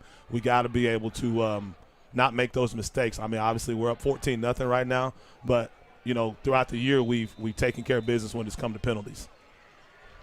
It's now a much longer 3rd down. It's 3rd and 6. Still manageable. Still keeping Stanford in the backfield. Grayson Betts joins him. 3 receivers out there. Titan Hicks at tight end. Lang goes in motion. They'll fake that. Stanford keeps it, has a hole up the middle, and he's met with authority. And once again, that kid, number 3, he's a guy that you got to be able to account for, and you got to be able to make sure he's not going to make that play. So, 1st down for Broken Arrow. Even with that, the Samaj Stanford got right to the number, and it's Tayton Duncan that makes the tackle. He is a player that, as we talk about all these stars, he's kind of hidden away, but he is number 13 in the 2026 class, according to 247 Sports, a 3-star safety with offers from West Virginia and Iowa State, among others. And he's a good-looking safety, to tell you the truth. He can get downhill. He's very fast. He has good IQ as well. 4 wideouts. Satimba hands it off, and it's Grayson Betts picking up a couple. And once again, I like the wrinkle. Now they're bringing Stanford back in, Smaj in. So let's go ahead and get back to this particular situation, and we're going to run the football, either that or run some play action. Looks like Titans coming back in. Grayson Betts, 39 carries, 221 yards, and a touchdown coming into this ball game as the number 3 running back in this Tigers scheme. And we've seen games where he's gotten a lot of touches and games where he's only gotten a couple and games where he hasn't gotten any. So it's been an up-and-down season from that standpoint, but he's been consistent. Stanford gets a huge block from Peyton Lang. A flag comes flying in. Stanford making a play all the way out into the open field. Osborne Jr. chasing him down, the stiff arm, and he's knocked out of bounds, but 2 flags down. And there are probably holds. I mean, on a play like that, they're going to call a holding right there, so there's going to be a hold. Just depends on which spot you're going to take it from, which will probably be the one at the 49-yard line. But great job. I mean, Samaj is that guy. When we talk about him and the Osborne kid, they're going to be the guys that are going face-to-face tonight, and Samaj did a great job blocking the back. Remain second down. I believe that Peyton Lang block was a little bit behind him, so that may be what drew the flag. It was a big block and really well done, but I think the Mustang defender had just turned his shoulder a bit, and Lang caught him off guard. Man, you got to get your head across. You got to understand where the numbers are. If you see somebody's back, sometimes you just can't make that block, but it's okay. I mean, that's penalty number 2. It's all right. I mean, obviously it's second down. You're still in a manageable situation. Second down looks like about 15. At that point, should you set a screen like a basketball player? player? And throw your hands up. Yeah. I mean, literally throw your hands up, to tell you the truth. And we get about at least 5 yards back on this one. And they'll draw a flag just the other way as it's number 10, Kane Wood, that jumps into the neutral zone. And now second down and 10. And you're going to learn that as you go along, and the more reps you get out there in a game situation, Dylan. And you see it on Saturdays, you see it on Sundays, guys kind of making a block. Just get in the way of somebody with their hands up, and that's what you're going to have to do. Tigers average 7.8 penalties a game, and that's been a problem they've had in multiple ball games this season. It's been fluctuating. They hand off to Roberson, and he's knocked out of play at the original line of scrimmage. And once again, they do a great job of getting side to side. You're going into the boundary of the formation. They do a great job of just making plays, getting to the spot. Number 5 is just, like I said, number 5 is just that guy. He's not going to let a lot of things get outside of him. He plays the cornerback position well, as he's look like we got a little sniffer right there, so he's going to be right there to set the edge in case they come back this way to the boundary. 3 receivers to the left. Satimba drops back to pass. Has to step up and make a play. Across the middle, too high for Stanford, and nearly picked off by Tatum Duncan, but it falls harmlessly to the turf. And our number 2 receiver at the top was going straight down the field through the seam. Obviously, Jeremiah had to step up into the pocket, and he didn't see him, but he was wide open. But it's okay. I mean, obviously, you're gonna punt it right here, pin Mustang right back to where they do not like having it, and you win the field game position with 3 minutes and 31 seconds left in the first quarter. That was the first pass attempt for Broken Arrow in this ball game at the 3:31 mark of the first quarter. And that's within the game plan, Dylan. They'll snap it to Satimba, and he'll punt it away. A little bit of pressure, but no problem getting it off, and it bounces out of play, probably a little shorter than he'd like it to. And they'll spot the ball at the 24 for the Mustang offense. Quickly want to give a shout out to one of our One Club sponsors, Tulsa Bone and Joint. They're proud to serve as the official team orthopedist for Broken Arrow Athletics. With 4 orthopedic urgent care locations, you can walk in and see a specialist, no appointment needed. Tulsa Bone and Joint, moving life forward. And you talked about that 10-0 situation that Mustang dealt with last week against Norman North. They did have that 21-point explosion in the second quarter. So this is a vital series right here for our defense and get these guys off the field. Snap to O'Neal. Hands it off to Gilliland. He's got some running room. Breaks off of one tackle. A strong run from number 21. And he picks up 9. And they did a great job of getting our guys blocked up front. Once he gets to the second level, we got to be able to make that tackle. And he's a big guy. He's going to be a load to bring down. They did a great job of keeping him off the field last series, kind of give him a little breath of fresh air. Now he's coming back in, second and short. They'll hand it off to him again. Wrapped up low, not brought down, still not brought down, churning those legs. It's hard to catch 21. And they want to be physical, and he's a physical back, and you got to be able to stop him at the line of scrimmage, keep his feet, stop his feet from moving as he's coming out, and they're bringing another running back in. Looks like number 29. That is Hunter Huggins, and we saw him finish the ball game against Norman North after a couple of running backs went down. A lot of depth in that running back room for Mustang. Man in motion. O'Neal to pass. Looking off to the right side, he's got Osborne Jr. and a great catch made. Tackle by Samaj Stanford, but a huge gain for Mustang. And you had the corner, and I think that was Gillespie up at the top. You had Samaj coming trying to be over the top right there. Gillespie was underneath, Samaj was over the top. But O'Neal does what he does, and that's what an elite quarterback does, and he puts it right in a place where he can catch it. Mustang moves quickly. Gilliland, the carry. Wrapped up by Nate Jackson and finally drugged down, but a gain of 2. And we got to be able to get off them blocks. Great job by our guys on that play right there, even though he got about 2 or 3 yards on that off-tackle play right there. But Nate did a great job of bringing him down, stopping his feet. You have to stop his feet by getting within 2 yards, 3 yards of the line of scrimmage. He has to be able to be stopped. He gets to the second level, it's going to be a long night for our guys. 2nd down and 8. Again, Mustang putting 4 men in the backfield. They move them around, and O'Neal takes the snap, handing it off to Osborne Jr. This time he's wrapped up well. It's Malik Ross, and he will not go anywhere. And right there, I mean, they're keeping this formation condensed, and which in turn brings our defense to be condensed. And I think that plays into our favor. That's basically what our base defense is. We want to be condensed in like that. We want to be compact. Great job by Malik by stymieing him at the line of scrimmage and bringing him back for no gain. Now 3rd down and 8. Mustang has seen a lot of 3rd downs already here tonight, and we're not even finished with the first quarter.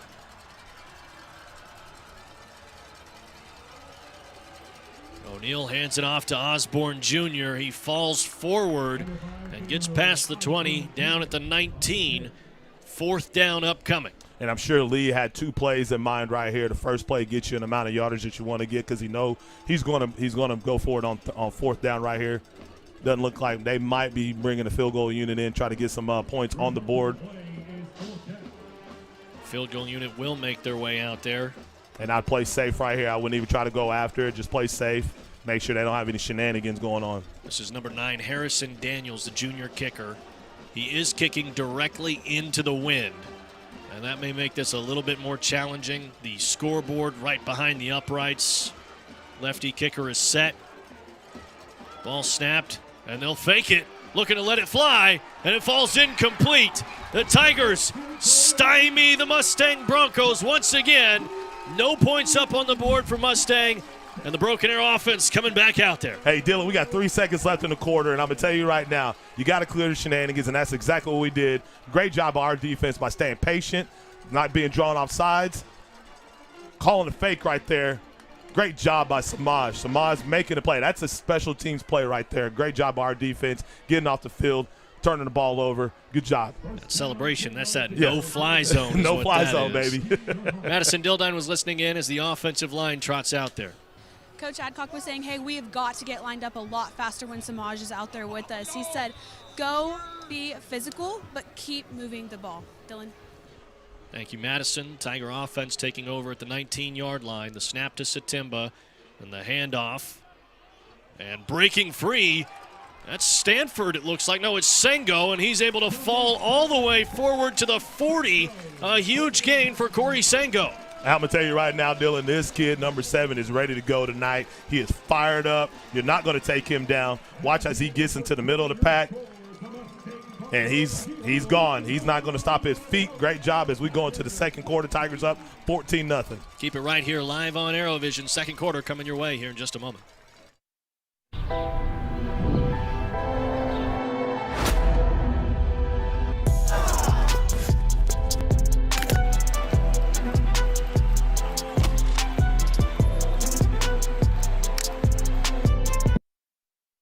While you are teaching someone special the nuances of keeping the wheel steady, we can provide you means for you to maintain financial equilibrium. First National Bank of Broken Arrow. First people put people first. All in all, there's not a better place to work. Working at St. Francis is... Working at St. Francis is... Working at St. Francis is... It's very fulfilling. The work that we do is hard. The work that we do changes people's lives.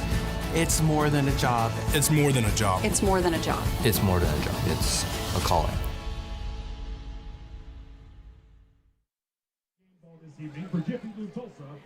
Welcome back to Broken Arrow Memorial Stadium. The Tigers up 2 scores on Mustang. It's 14-0 as the second quarter is just about to kick off.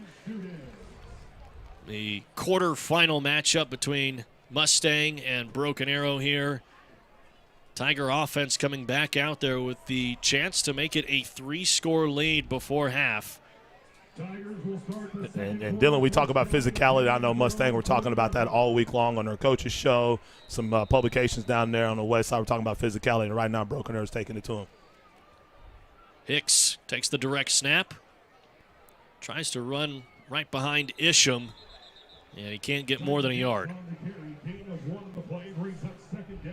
Hicks this season has had 39 carries, 226 yards, 9 touchdowns.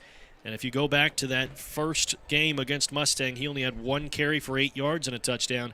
He wasn't really a part of the run game until we got about midway through the season. You started to see him utilized almost as a running back because he takes those direct snaps, and he really creates a lot of big plays taking those snaps and running behind those big offensive linemen.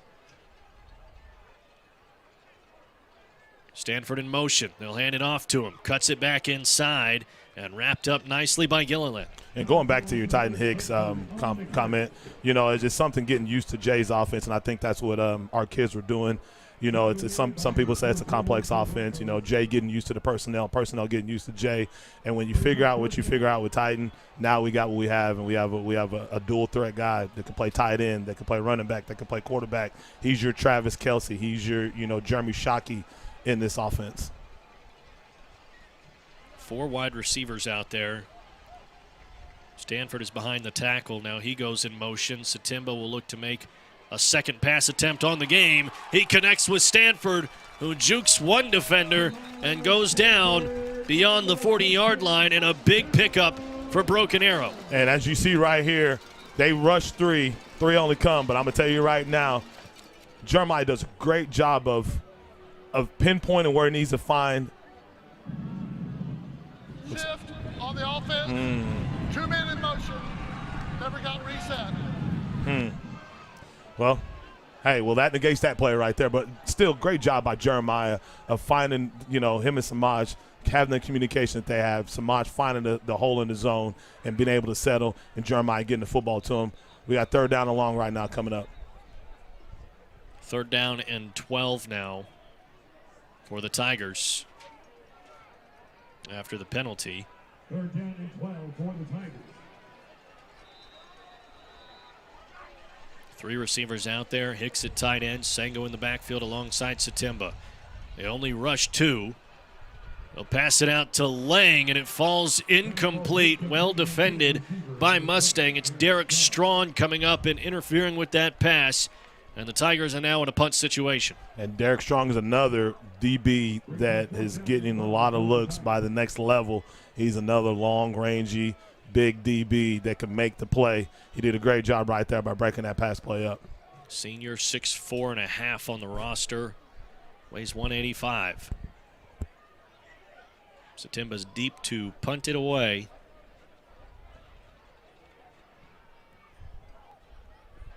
This one has a nice spin to it. And Devin Thompson's able to get both hands on it and down it at the 34. And Dylan doing a great job of keeping the ball away from Osborne and special teams, not allowing him to break this game open for the Mustang Broncos. Great job once again by our defense. We're going to come out there and do it again. Offensively, yes, we played behind the chains. We had an illegal shift.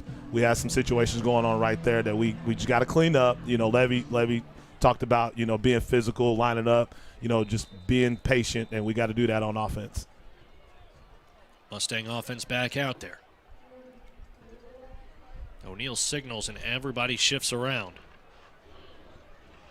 Only 1 wide receiver out there, so they will hand it off. It's Osborne Jr. getting the carry, and he gets to the 36. This ball game is a 2-score game, so right now Mustang feels that they're still in the game, which they are. I mean, by the score, you're still in the game, so you want to still continue to do what your game plan is. You don't want to go out there and just sling the ball all over the place. Leah's trying to find a little groove right now and calling plays. O'Neal's trying to find a groove. The running game's trying to find a groove. So expect our defense to continue to stymie them right now. 2nd down and 7. They'll fake the handoff to Gilliland. O'Neal looking deep, loads it up and lets it fly, and it falls incomplete. And Gillespie was step for step with number 1. Great job by Gillespie. He has great skill, great technique. The moment he goes inside, he's right there. Receiver turns his head. Gillespie's right there to turn his head as well. Ball was overthrown, so great job, great coverage by Gillespie. So it's another 3rd down for Mustang here. They're trying to get the crowd pumped up in the building.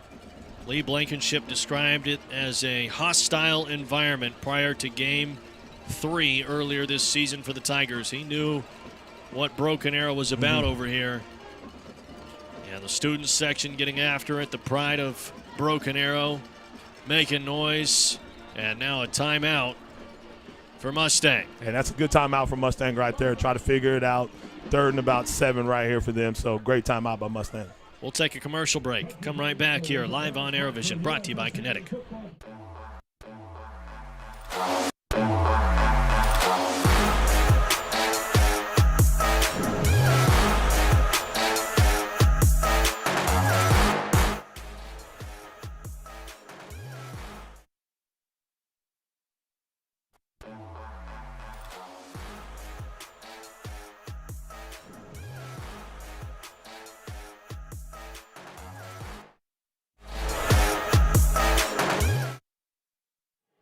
School sports, growing as people.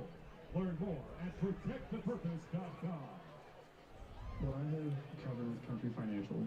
Tiger fans, I want to tell you about the Broken Arrow Public Schools Foundation. They're celebrating 33 years of support for our schools. Visit bapsfoundation.org to become a Tiger 10 donor. Welcome back to Broken Arrow Memorial Stadium. 14-0 the scoreline, 3rd down and 7 for Mustang. The offense has not really gotten anywhere for these Broncos, and they are really being challenged by the Tigers. Only 90 yards total of offense here at this point of the ball game. And this is a team that racks up points, racks up yardage, not able to do so far. And they can get it in spurts. Dylan, once again, like we said, I mean, there was the 2nd quarter last week, 21 points, but we got to be disruptive. I want to see Gabe Manning be unleashed right here. O'Neal back to pass, pressure in front of him, lets it go. He's got a man downfield spinning out of a couple of would-be tacklers, and a 1st down for Mustang. And you got to be able to get to him. I mean, there was a situation where that's a play that Lee probably drew up out there. He had the deep crossing route by number 1. You stay in the pocket. O'Neal does a great job flinging it right there. Deep crossing route. Be 1st down for the Broncos. It's Jaden Johnson on the reception. Ace Gilliland on the carry here. And he gets half a yard before he goes down. And like the fact that we're gap sound right now in the run game. We're doing a great job of plugging the holes, plugging the gaps, getting these guys in and out. Looks like Josie Sanders just came out. Jackson Ayers is now in right now, doing a great job of keeping our guys in and out, staying fresh. 2nd and 9. Handoff. Gilliland trying to follow those blockers and somehow spurts out of the pile and gets all the way to the 39. He's a kid that he's going to keep his legs going. He's going to keep his legs going. You got to be able to take him down. You got to be able to get multiple shoulder pads, multiple helmets on him. You can't allow him to get his feet moving because he will spurt through there. 114 carries, 711 yards, 10 touchdowns on the season for Gilliland. One of those 10 came against the Tigers earlier this year. O'Neal shows the legs, picks up the 1st down, and dives down to the turf at the 32. Well, Dylan, he doesn't want to run. It's not in their game plan, but it's a situation right there where everybody's converging on the running back. He pulls it. He gets the 1st down. He goes down with nobody within 5 yards of him, and he still gets the 1st down. 1st down's brought to you by Kitchen Tune-Up. Handoff to Ace Gilliland. Again, able to find some running room, and he's able to push forward almost beyond the 1st down marker. They'll mark him just shy. No, they will give him the 1st. Okay, and they're starting to get some momentum right now, running the football, trying to lean on us. They want to be physical with their running back. He's a physical back. He's a guy that's going to beat up on you, beat up on you, beat up on you. So we got to be able, once again, we have to be able to hit him low and take his legs out. Last week against Norman North, 267 yards on the ground for Mustang. And that's not how you do it right there. Gabe Manning in the backfield, swallowing up the running back. And a loss of 1. Another tackle for loss right there for Gabe Manning. Great job getting off his block, getting lateral, playing the play right there, setting the edge, not allowing it to get around him. Him and Nate Jackson teaming up on that tackle, getting a little physical right there.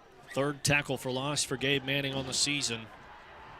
Spends a lot of time in opponents' backfields. He's also got 6 sacks to his name. That's a team high. Okay, you got number 5 down here, closest to us on the near boundary, number 1 at the top boundary. O'Neal takes the snap, immediately looks to his right, fires to Osborne Jr., trying to break free of Bryson Brown, and he's able to push forward all the way to the 2-yard line. Well done by Osborne Jr., but he's a little slow to get up. Okay, that's one of those plays where he's just going to come back and look back at his guy. Looks like he's holding his arm right there.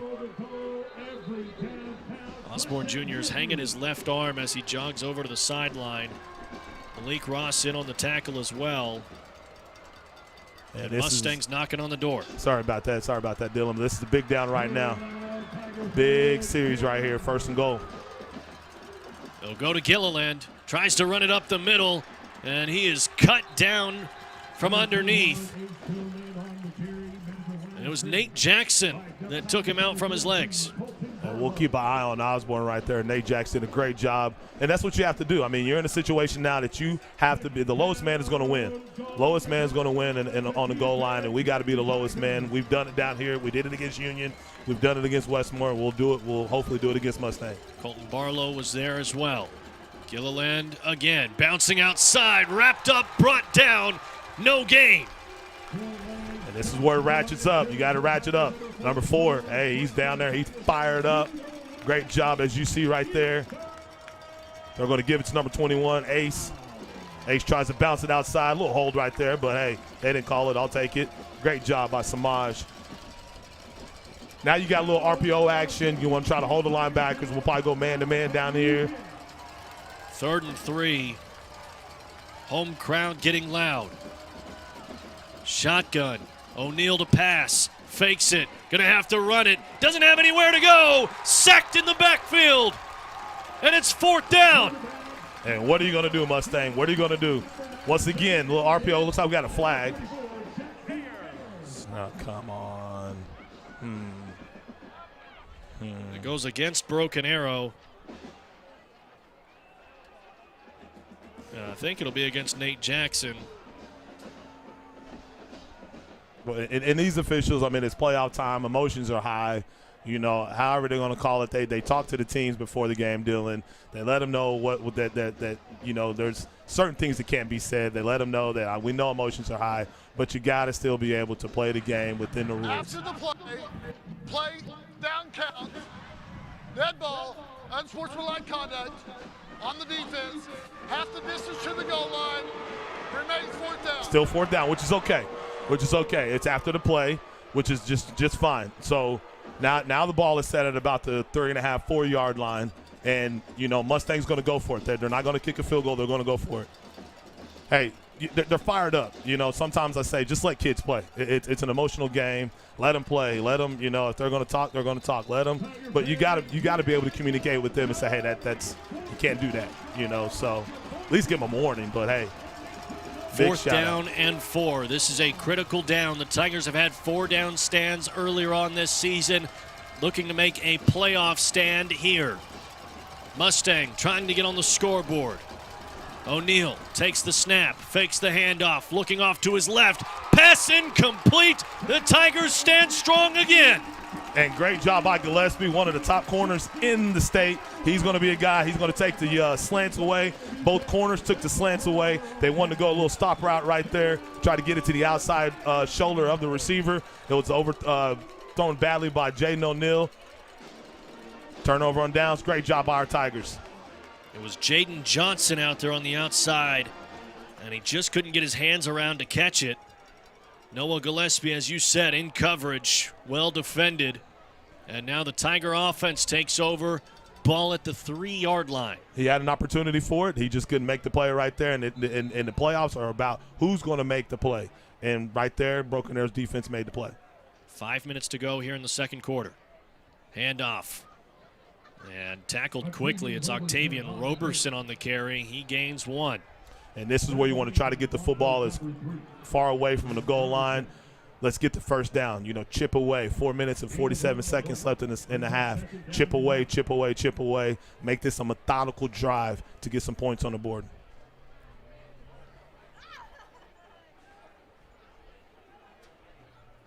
Tiger offense changing units.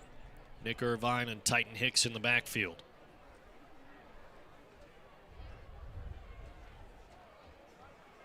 Hicks is lined up in the end zone. Takes the direct snap. Wrapped up from behind by a couple of Broncos. But he gets out to the 7-yard line.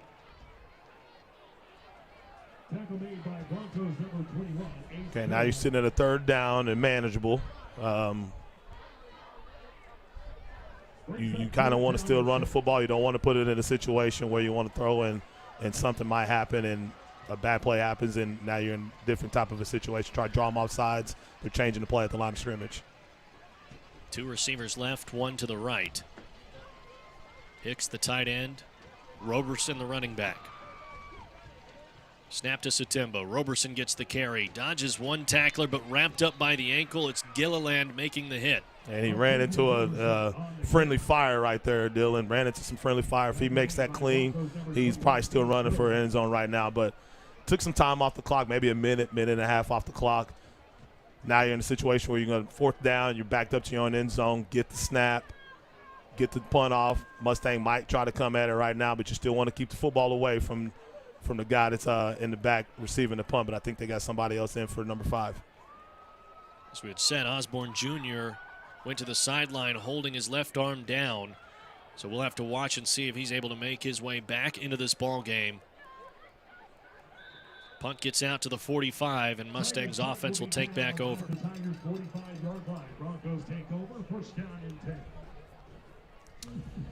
And, you know, obviously we talked about field position a lot in this game of football, Dylan, and you trust your defense.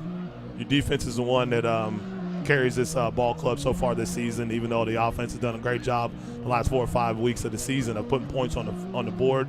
Your defense is what the program is built on. So you trust your defense, want to go out there, put some pressure on O'Neal. Obviously, they want to get a score in 2 minutes and 56 seconds left. They want to get a score. You got number 14 and the number 1 right here, 2 receivers to the bottom of the screen. No Osborne Jr. on the field right now. Shotgun for Mustang. Handoff to Gilliland, and he bounces outside, nowhere to go. And he looked like he came up lame right there. He came up gimpy right there. If you've seen on that play, he came up trying to make that cut to the outside, and he didn't look good, Dylan.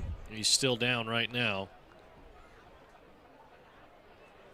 He got hurt in that Norman North game. We weren't sure how severe that injury was, and as we were preparing for this game, we expected to see him, but we weren't too sure.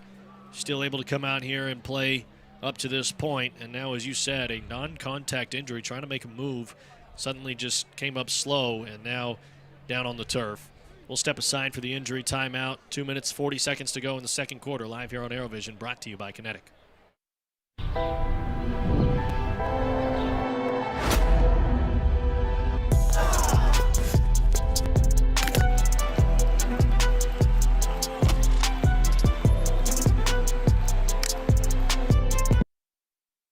While you are teaching someone special the nuances of keeping the wheel steady, we can provide you means for you to maintain financial equilibrium. First National Bank of Broken Arrow. First people put people first.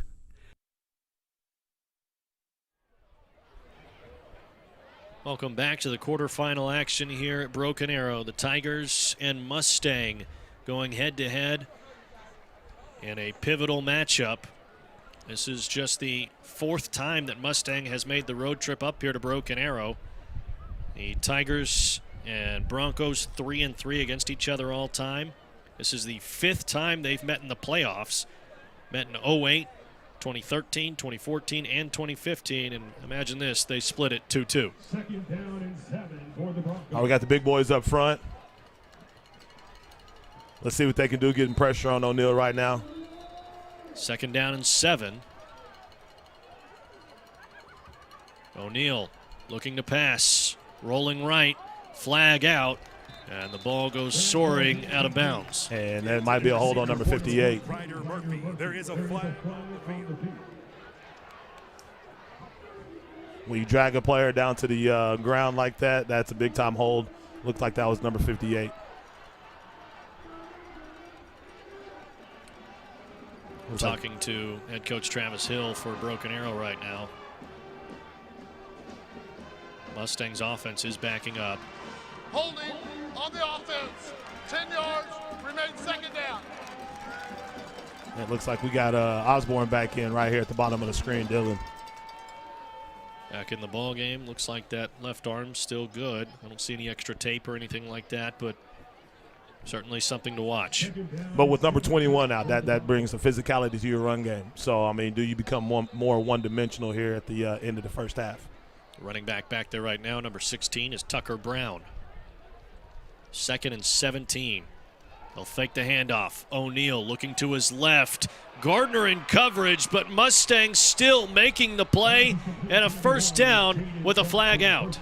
Got a flag. Might be pass interference on the defense. Decline. Results in the first I had a feeling that was the call as Gardner had his back turned to the ball, was locked up with the wide receiver out there. And Dylan Gardner's in phase. I mean, that right there is a little bit of experience. I mean, he's played good so far, played well so far this season, but he's in phase. If he gets his head around, that's an interception right there. But great job of pinpoint right there by O'Neal. First down and 10.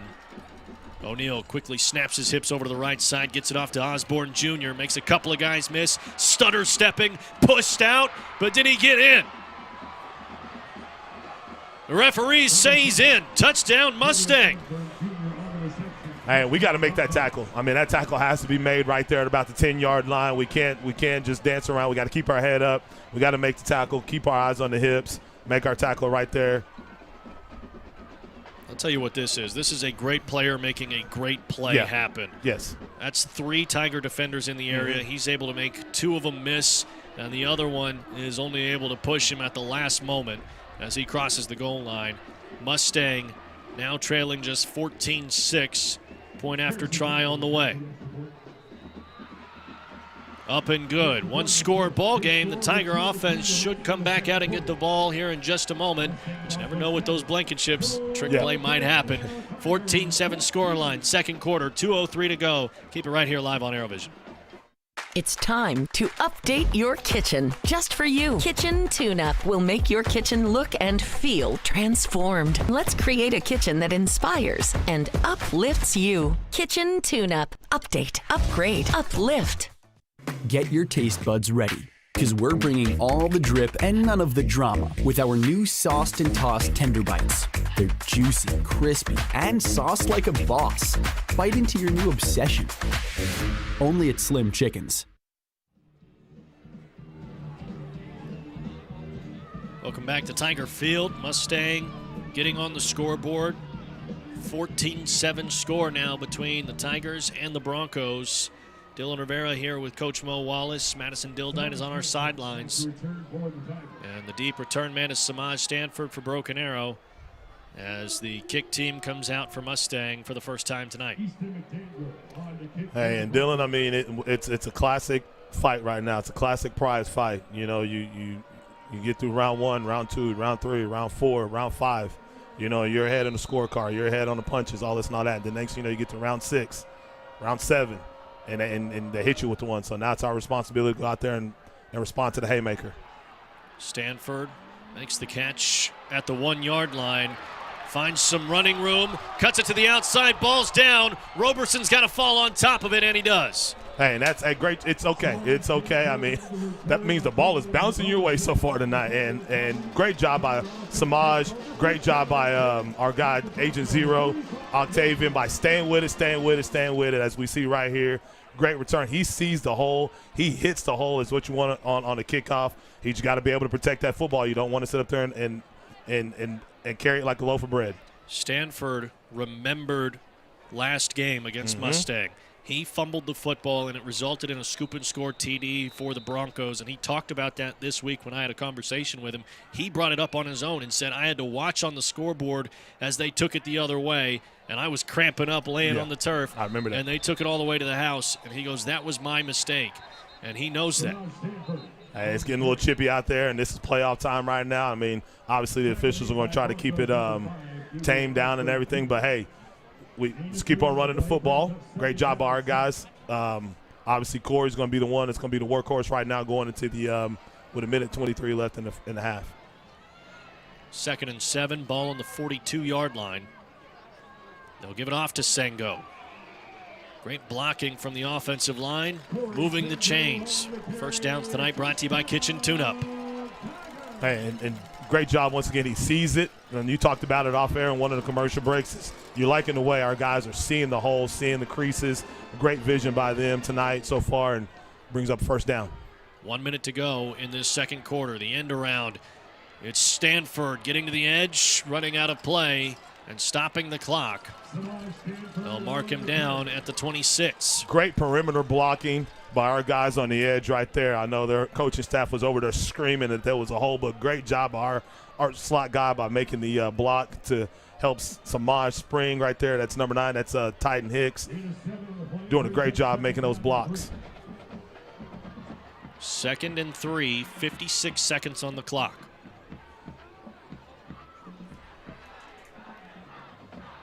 Hicks goes in motion. They'll hand it off to Sengo. He cuts it back inside, slipping away from a couple of Broncos. And again, a first down for Broken Arrow and into the Buffalo Wild Wings red zone. I like it. Now we're getting a little tempo going right now. They're getting upfield. Their linemen are getting upfield, and we're doing a great job getting underneath them. Hicks moves across the formation. Satimba looking to pass right, lost the football, picks it up and falls down. Huge loss for the Tigers. He recovers the fumble at the 41. And it looked like it slipped out of his grip as he went to fake the pass. And a critical error for the Tigers. So it looks like we had a screen called right there, Dylan. And it looks like he was going to try to either throw the ball away or try to throw it at somebody's feet to give us another opportunity. But that ball completely slipped out of his hands. Second down and Katusa here. You got three downs right here. Second down, third down, and possibly fourth down to get a first down. So I mean, playing behind the chains, it's okay. 25 seconds left. We just got to be smart right here. I was doing the math while you were talking. Second down and 33. Long way to go to get to that first down marker. Now, the positive here is Nick Irvine has a very strong leg, and you may be able to get points here just before the half if you can get close to that 20-yard line and just make up about 20 yards in these next two snaps. Yeah, that play hurt right there. I mean, you're getting the momentum, and this is something that the Tigers got to understand. When you're in this type of situation, the quarterfinals, championship programs, they put the nail in the coffin. Hand off to Sengo. Mustang was laying way back, expecting a pass play, and Sengo gets all the way up to the 20-yard line. Hey, great job, great job. He gets upfield. Thing about Sengo is he's not going to try to get to the sideline. He's going to get upfield and get those yardage as quick as possible, and that's exactly what you do. Is you want to, the quickest way to a first down is straight forward, and that's exactly what Sengo did and put us now in a third down and about 11. Now you're manageable. You're manageable if you get a fourth down. You can kick a field goal if you need be coming down to the latter part of the first half. But, hey, let's go ahead and try to put this ball into the end zone. As you had brought up, the vision from these running backs has been phenomenal, but creating the holes. The offensive line has looked really good here tonight, and this offensive line has looked really good over this latter part of the season. They've really come together and worked together as a cohesive unit, and there's still so much that I think they're capable of in terms of dominating the line of scrimmage. This is just second quarter, and I think if you continue to run the ball right at Mustang, you're going to see bigger and bigger holes open up as this game wears on. Well, this is an offensive line that wants to run the football. This is an offensive line that wants to get downhill. They were brought up like that.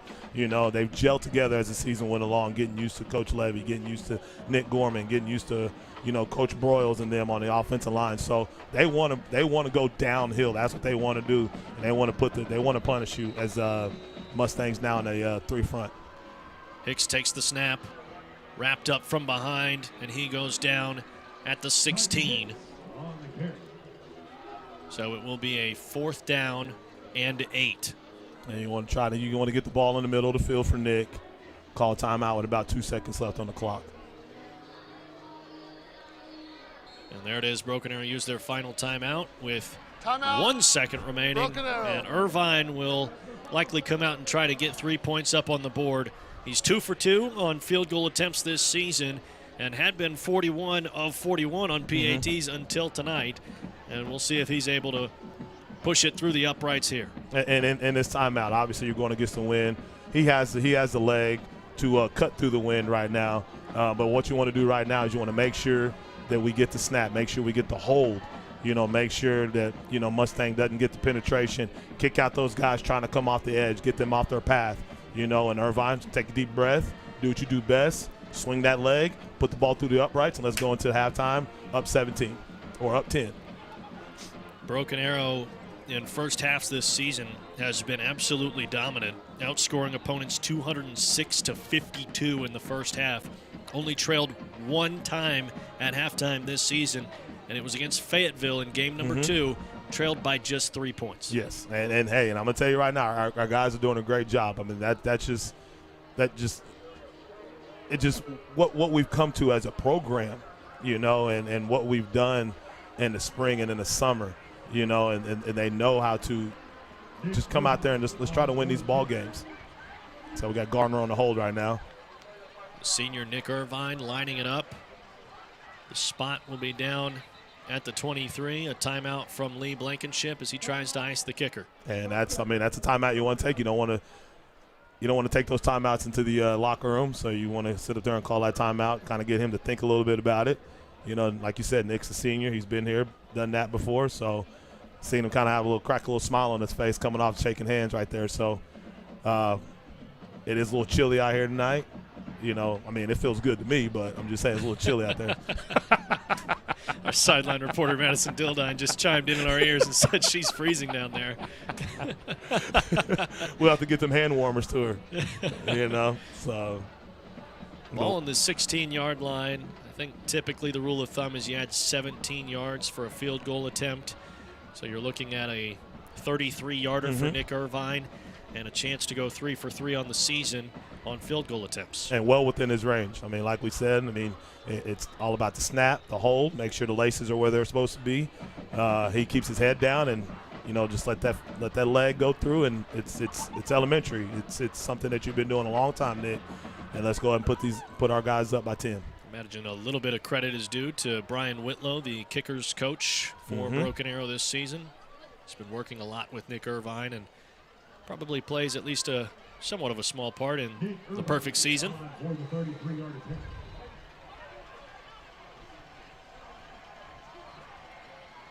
Irvine set. 1 second on the board. Snap, hold, kick is up, and it's good. Tigers take a 10-point lead into the halftime break. It's 17-7 with Broken Arrow in front of Mustang here at Tiger Field. Still a lot of football to go. Still so much going on. And Broken Arrow jumped out to an early lead, slowed things back down, but you still feel like the Tigers are in control. They are in control, and this is something that you talk about. You know, it's a playoff game. People expect us to come out and probably blow out a team. Yeah, I kind of expected it myself. That's just me being a Broken Arrow guy. But you're in a fight, and you're able to defer. Now your offense comes back out. You make some adjustments offensively, defensively. You continue to do what you got to do, pin the ears back, and let's just go out and play Broken Arrow football. We'll see if the Tigers can do that. 10-point lead, third quarter, not too far away. We've got a halftime presentation for you. Plenty of awesome videos produced by ArrowVision, by our students, by our employees here. Everything we do here at ArrowVision produced in-house, completely done by Broken Arrow Public Schools, and we're proud of that. So we will show some of our pieces of video right here at halftime.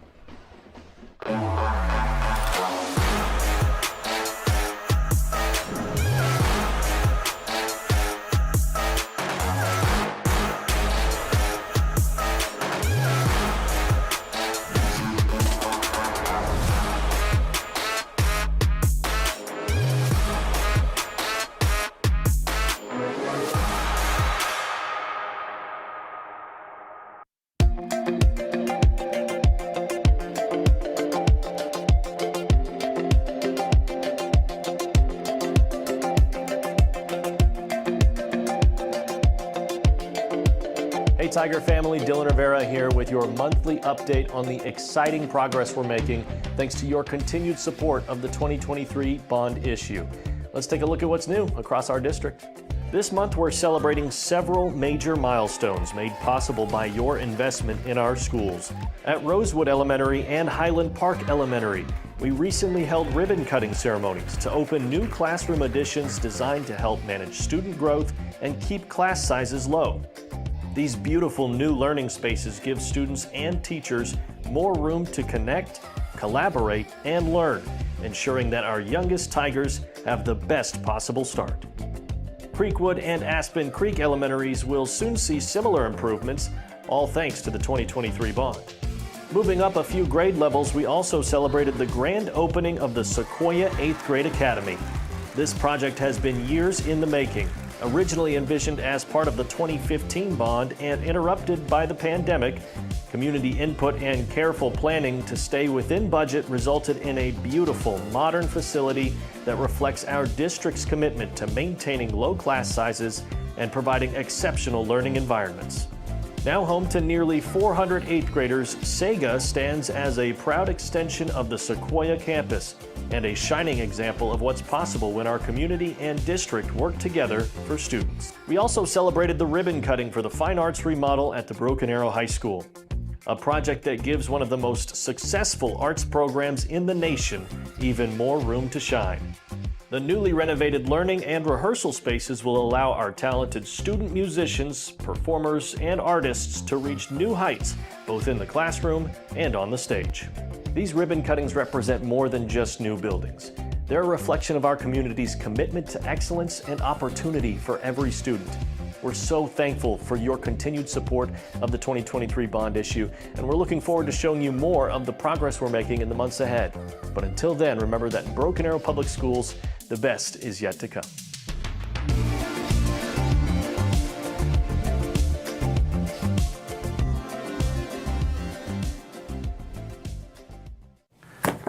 Hey Tigers, I'm City Manager Michael Spurgeon. The city is preparing for the next general obligation bond election in April of 2026.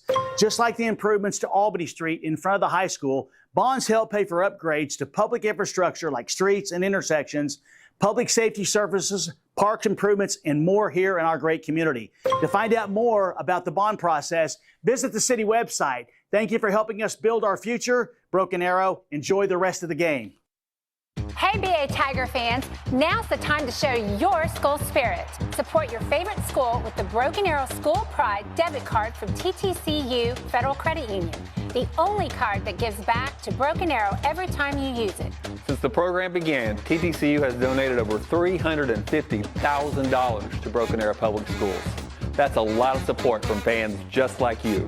Whether you're a student, parent, or proud Tiger fan, your everyday purchases can make a difference. With TTCU, you're not just banking, you're backing your school and local community. Join the thousands of TTCU members who are already using the Broken Arrow card. It's super simple. Use your BA card and TTCU donates. Thank you, TTCU, and thank you, Tiger fans. Support our school with every purchase. Go Yay!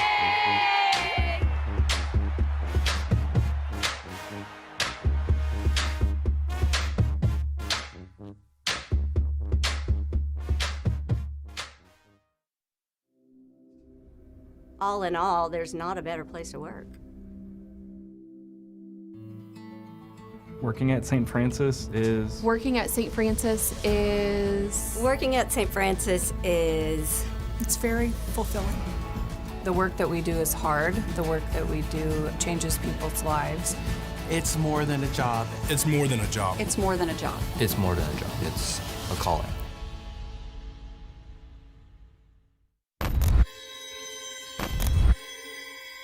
Three, two, one.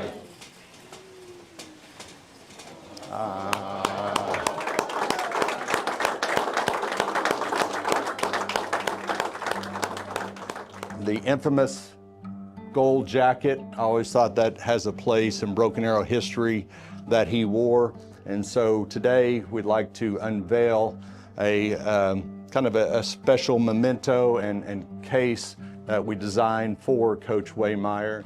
Hey Tiger fans and family, here with Mr. Jerry Waymeyer, the former head coach for Broken Arrow girls basketball, won the 1983 state title, the first state championship in girls athletics here at Broken Arrow. Really cool accomplishment.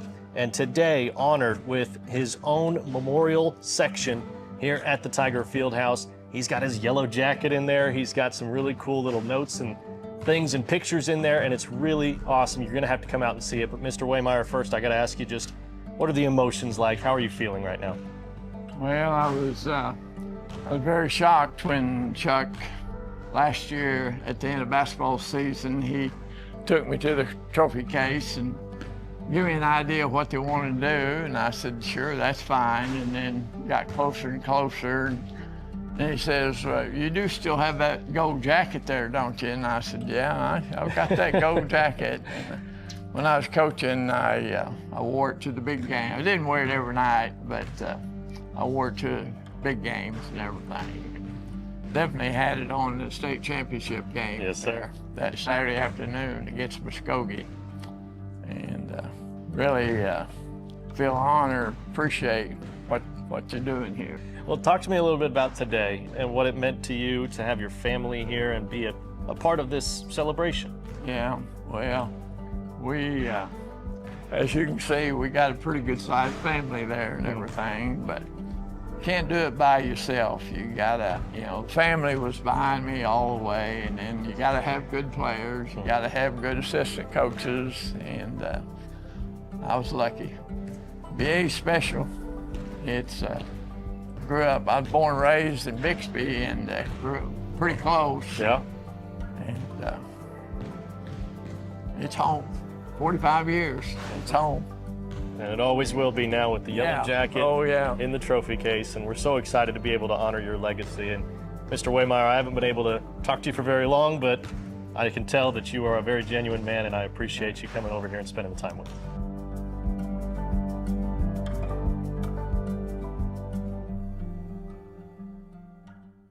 It's time to update your kitchen, just for you. Kitchen Tune-Up will make your kitchen look and feel transformed. Let's create a kitchen that inspires and uplifts you. Kitchen Tune-Up. Update, upgrade, uplift.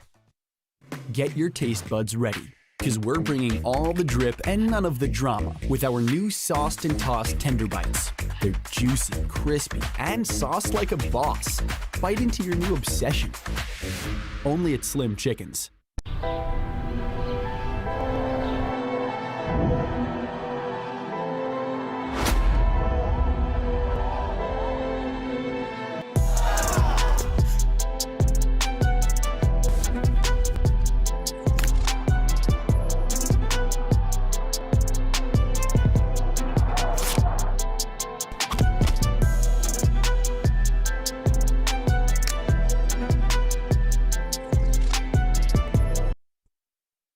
While you are teaching someone special the nuances of keeping the wheel steady, we can provide you means for you to maintain financial equilibrium.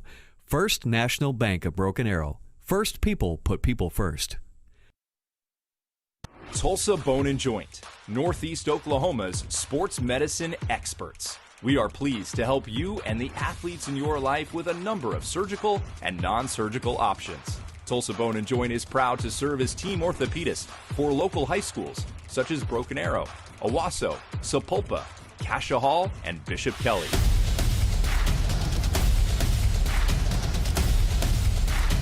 Tulsa Bone & Joint, moving life forward. Oh, I got my order wrong. This is me, Jessica. And this is Jessica, not my coffee. And my friend said, oh wait, Quick Trip. And she said, you don't have to tell me your name. Please, serve yourself. And I was all, oh, then this happened. Yeah, someone stole my drink. That's how I learned Quick Trip has lattes on tap. And I will never have to tell a barista my name again. Quick Trip, raise your coffee bar.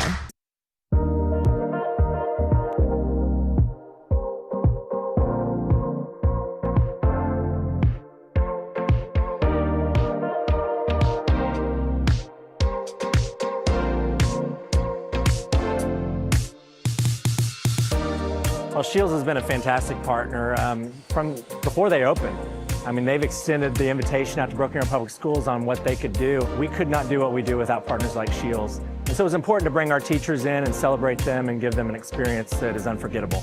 So it's really exciting. I've been here a lot, but it was really cool to get a little bit of a behind-the-scenes look about not just our location, but the company in general, and learn a little bit about its history. We have 10 culture points that we keep posted in our store that all of our employees learn by heart, all of our associates learn by heart. And one of those culture points is giving back to the community. And our partnership with Broken Arrow has just been outstanding. I think the cool thing is that Shields does have something for everybody. Not only that, but they give back to the community in ways like this, recognizing the teachers, but also we saw several students that are working here. It really is a community store, community involvement, and even in a community the size of ours, to have something like this that makes it feel smaller and makes it feel like we're all welcome to be here and to shop and be a part of Shields. Yeah, here at Shields, we like to say it's an experience. It's not just walking around and doing some shopping like it would be in a regular store. We like to deliver an experience with every customer that we view. Seeing the teachers really enjoy it, and knowing that they're teachers of the week, it was really a pleasure to get to meet them and see their eyes light up. It means a lot, because a lot of times we feel like the kids aren't paying attention to what we're telling them, and it's nice to know that even little things can make a big difference in the life of a kid, and that you're going to be remembered by these students. She teaches like a coach, so she my grades were bad, so she's like, you need to get your grades up now. Good. See, tell her that. And you need to share she that. always had snacks too, so I was starving in the third hour. I always be snacking on Cheez-Its and stuff. Yeah, I mean, to watch our teachers do what they do every day in the classroom and to come to Shields and get to walk around and get an experience, a tour of the store, to see all the different shops, to learn about the store. I mean, they learned about the employee-owned aspect of it. I think you get to understand the economic impact that brings to a community. And so they're more inclined now to talk about Shields and how Shields is partnered with Broken Arrow Schools.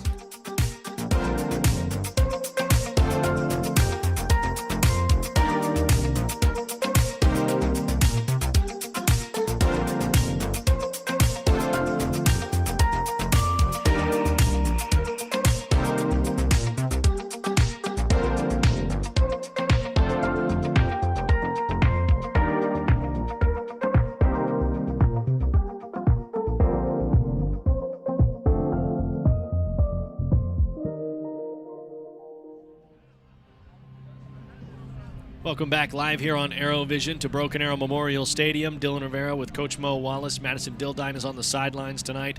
It's a 17-7 scoreline right now. Broken Arrow in front of Mustang. And it was a ball game that coming in tonight, we had talked about it being a toss-up. We had talked about it going either way, and it felt like Broken Arrow came out, made a statement in that first quarter. It was a 14-0 scoreline for quite a while before Mustang got into the end zone. Gabriel Osborne Jr. able to punch it in. Nick Irvine getting that field goal late. So now 17-7 the scoreline. Coach, anything that stuck out to you in particular? Just the way the defense has been playing. I mean, obviously they've done their job of getting pressure on Jaden O'Neal and kind of not really getting him off his spot. Their offensive line done a great job of building him a pocket, and he's stepping through. I mean, obviously it took their receivers a while to make the plays, and there was a play on the sideline over there that Jack Garner got called for a pass interference. You know, he threw it to the back shoulder, and obviously the play down here with Osborne did a great play, did a great job of getting the ball into the end zone. That's what playmakers do, and you know, put them on the board. I mean, obviously the game still feels it's in Broken Arrow's hands. At that point, we felt like the game was completely in Broken Arrow's hands. But now I think you just got to go out there and continue to play defense. Continue to control the football with the run game, and just get out of this game and not allow Mustang to start to throw the ball all over the place. And Corey Sango has looked really good so Yes. far. 6 carries for 103 yards, which is phenomenal. But then you also have Titan Hicks with 5 carries for 55 yards. So the Tigers are able to run the ball against this Mustang defense. Just going to have to see if that formula continues to work in the second half. And they have to continue to lean on the bigs. I mean, the bigs, I'm sure, Caden Moody, J.J. Brashears, Casey Nisham, all those guys, Devin Smith. Hey, if I'm them, I'm going in there saying, Coach, we're running the football, and we want to control this game. We want to get to next week. We want to get to the semifinals. So Corey Sango's doing a great job. They kind of threw a little wrinkle in there with Grayson Betts.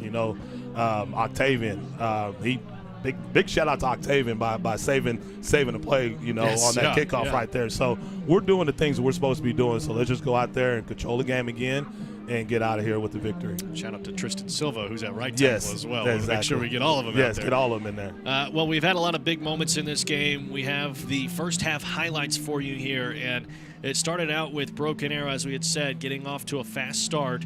It was a huge run from Titan Hicks here that really got things going as he was able to get all the way near the end zone. He told me earlier this season if he ever breaks one, they're going to catch him, and they did so there. Octavian Roberson took the handoff into the end zone.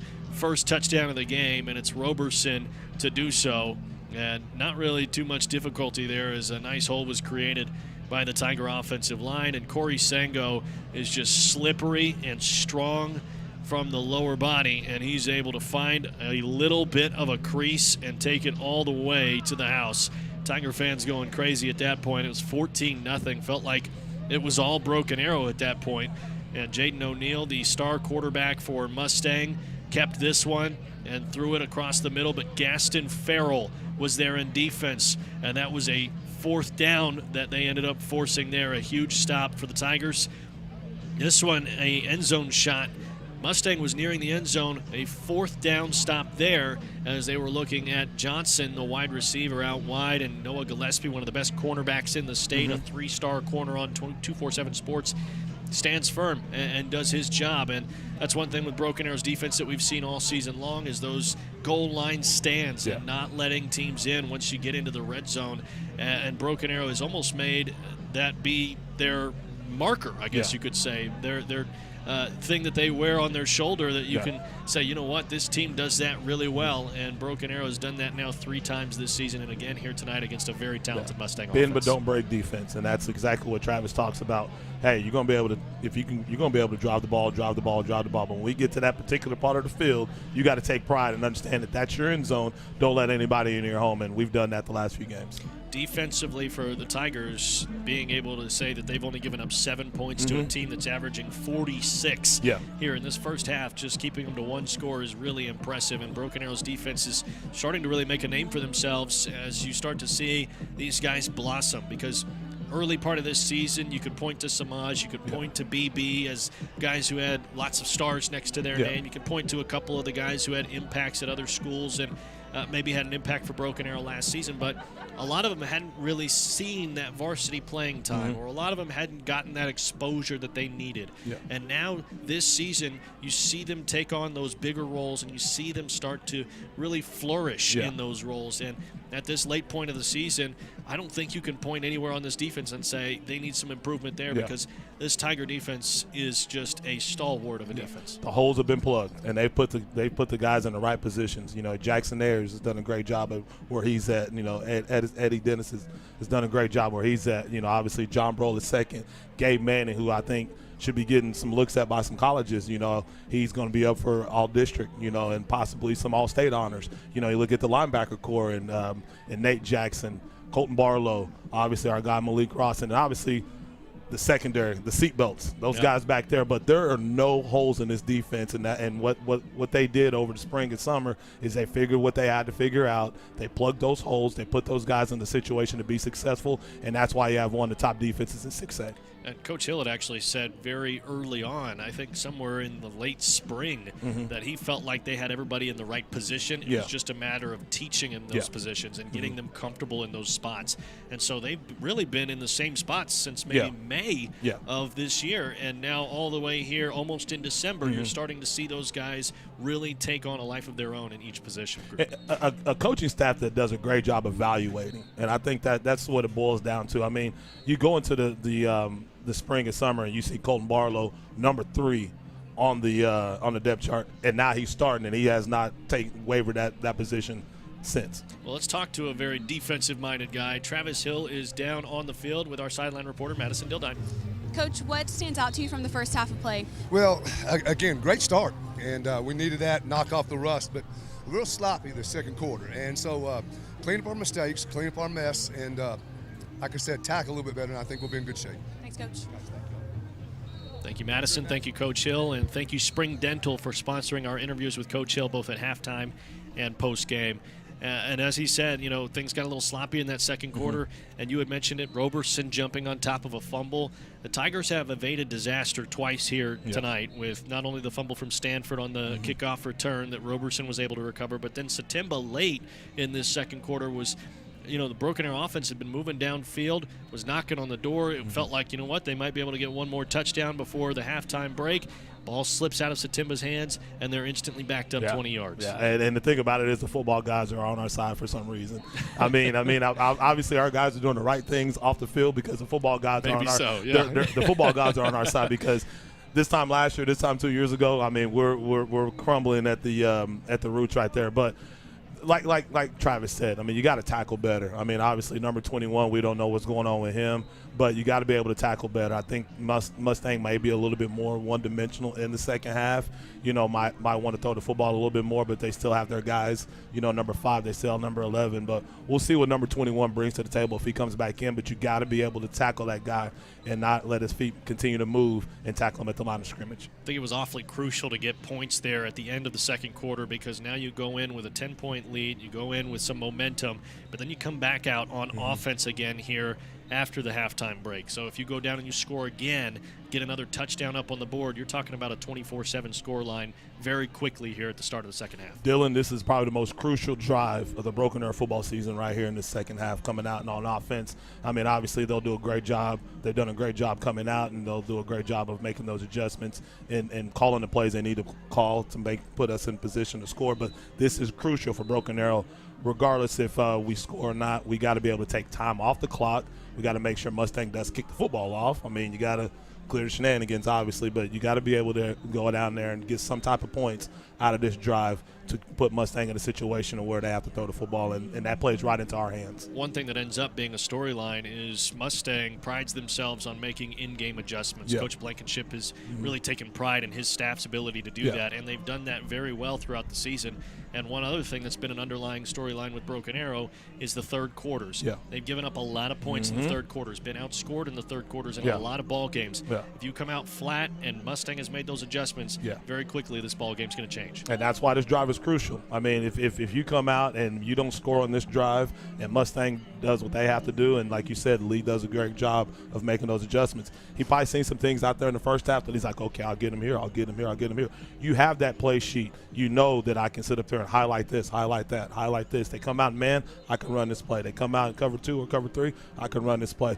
But also keep a watch on that Mustang likes to keep a guy in to help with the blocking, because obviously Gabe Manning hasn't been able to get to the quarterback. He's been getting there, but he hasn't really been able to make that final push to get those sacks. So expect us to bring a little bit more pressure, and expect Mustang to keep that guy in, and we'll be able to play man-to-man and get this thing rolling. Only one sack so far in this ball game for a quarterback that is wearing a heavy knee brace, and we had talked about in the pregame, we want to try to get in his face, bring some pressure to him, but that extra blocker has been there for him. But also O'Neal has shown some elusiveness even with the injury that he suffered earlier this season, and with that big old knee brace, he's still able to move around and make it difficult, and that's what he's going to do at a high level in the college game. Yeah, and he's an elite quarterback. That's why he has those numbers. That's why he has those stars next to his name.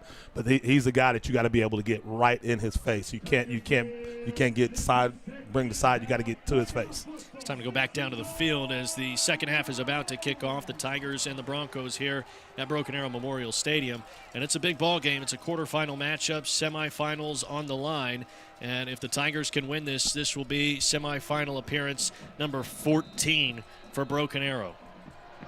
For Mustang, it would be semifinal appearance number 7. Kicks away, and Stanford lets it bounce into the end zone. So the Tigers will set up at the 20-yard line. You know, and Dylan, I expect us to continue to come out and run the football. I think obviously Mustang running that 3 stack. Maybe they want to bring another guy into the box. They do a great job. Like I said, number 3 is that guy that, you know, he's a free runner. He's done a great job of coming downhill. But, you know, like I said in the first half, if he's a guy that's making tackles, that means you're about 5, 6, 7 yards down the field. And right there, if you continue to, you know, put those first downs together, you should be in the end zone pretty soon. Tiger offense starts with 3 out wide. Now Hicks moves, and a false start on the Tigers. Okay, and then that's not how you want to start the first half, as looks like J.J. Bashir's couldn't hold the water right there. But it looks like Mustang's coming down with 4 down linemen because they're going to try to stop the run right now and put a lot of emphasis on probably running a little man-to-man right now because they think they got the guys to stop our guys in the air.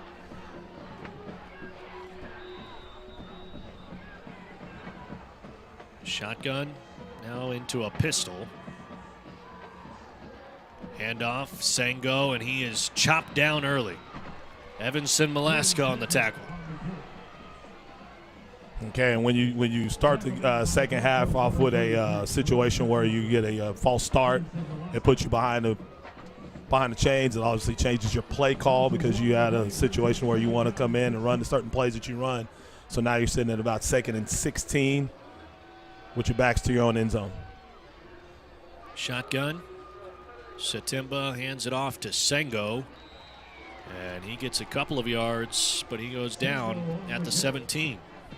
And once again, Dylan, they're gonna walk those backers down. Looks like 3 down linemen, 2 backers on the 2 outside linebackers. Kind of look a little 3-4 look right there, but they're still in their traditional 3-3 stack look as they're running some high safeties right now. 2 receivers at the top. It's Stanford and Lang, and at the bottom, Matthews Boudreau. Satimba to this point is 0 for 2 passing. And this is a situation where you'd imagine they'd try to throw the football. Another false start on the Tigers. They'll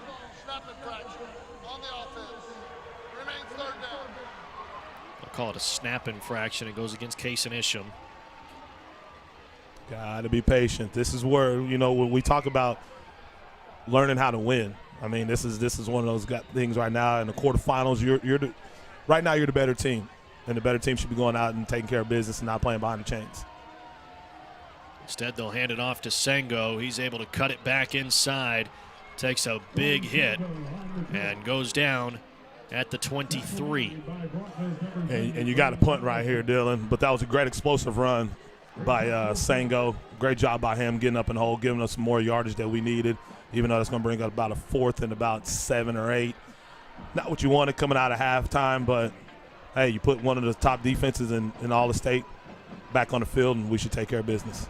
You talked about it being a very crucial drive, and Broken Arrow comes up empty and really doesn't even move the ball much downfield. Osborne Jr., the punt return man, will not go anywhere as Colton Barlow makes a great tackle, knocking him out of bounds. Osborne stayed up on his feet, but still driven out of play.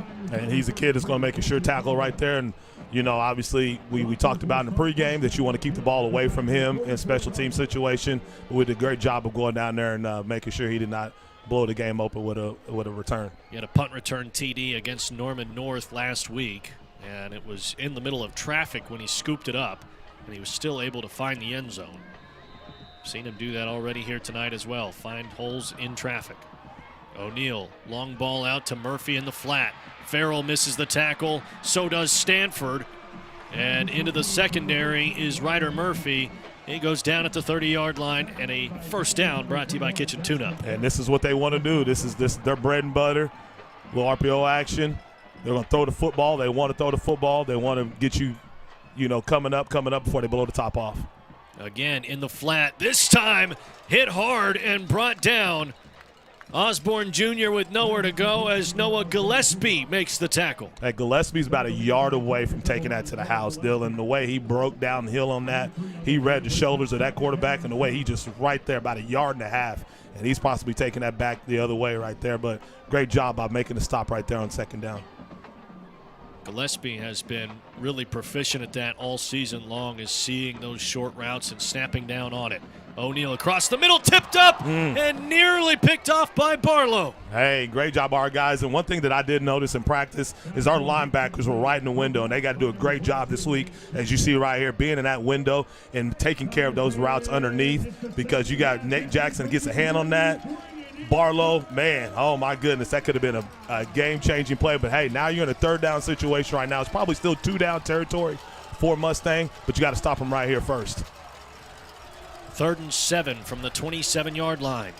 O'Neal to pass. Steps up, lets it fly. He's looking at Murphy. Pass picked off. It's Stanford. Hey, tell him, Samaj. Tell him. Hey, great job by Samaj by coming over. Once again, right now you got your guy, Gaston Farrell on underneath.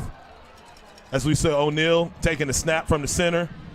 Likes what he sees, scanning the field. Makes that throw. Samaj comes over. He reads it. We've always talked about Samaj's IQ.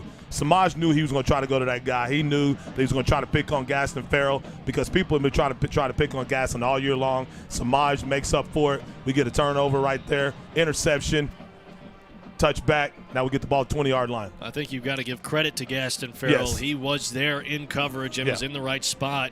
Samaj comes up with the highlight play, but Farrell did a nice job defending. Satimba slips out of the offensive line, and he's off into the secondary, brought down from behind, but a huge run from QB1. Hey, QB1 with probably the longest run of his of the season right now. Right there, he pulls that from Sango. Great job by our guys.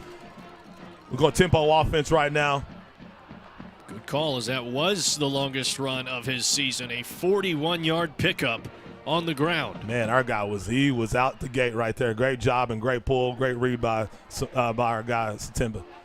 Hands it off to Sengo now. He's able to slip through. Sengo brought down after a first down. Okay, keep it going, keep it going, keep it going. This is what we talk about right here. You got to be able to have that confidence in this drive. This is what Broken Arrow does. They want to run the football. Clock is running. We're taking our time. We're getting the play call in from Jay and his crew right now, and just keep leaning on the bigs on that undersized defensive line of Mustang. 3 wide receivers at the bottom of the screen. They hand it off to Sengo again.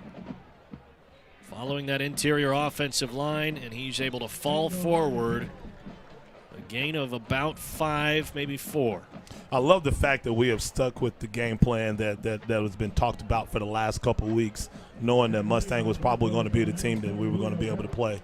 And when you come in and your head coach says, we're going to run the football, we're going to play complementary football, and the offense agrees with it, it looks like this, and it looks beautiful, and we're doing a great job so far. 2nd down and 6 for the Tigers.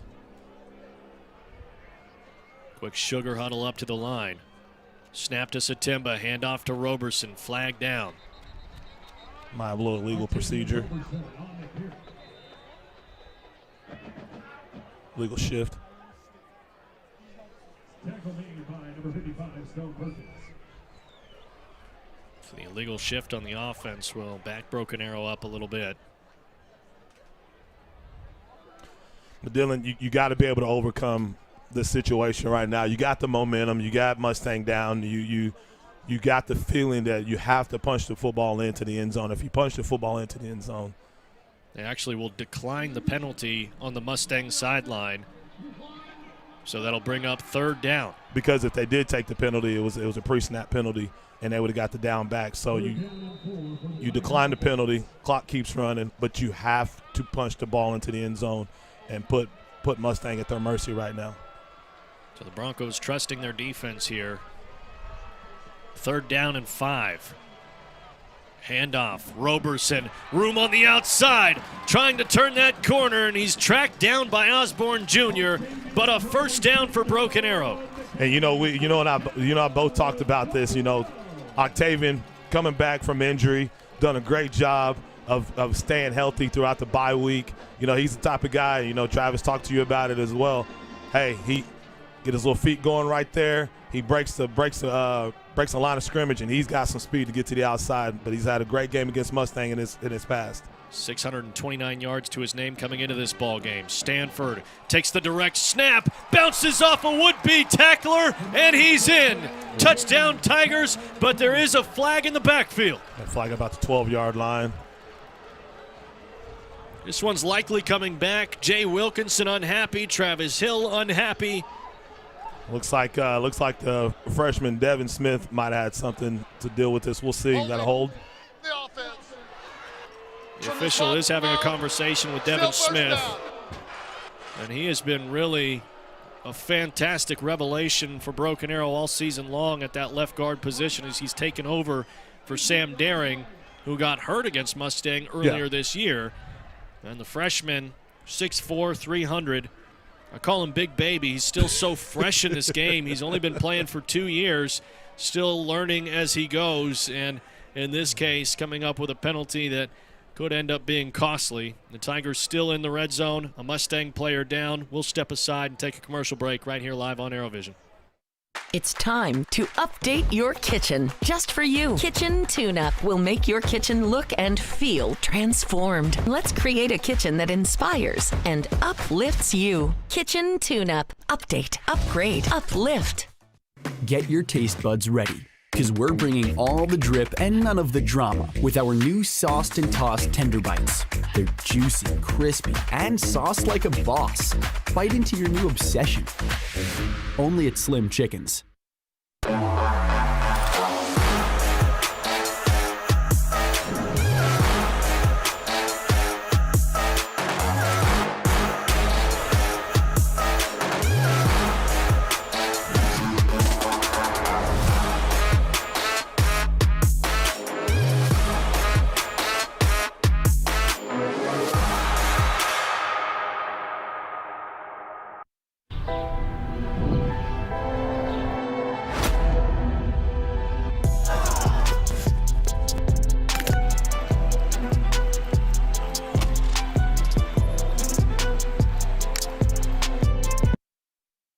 While you are teaching someone special the nuances of keeping the wheel steady, we can provide you means for you to maintain financial equilibrium.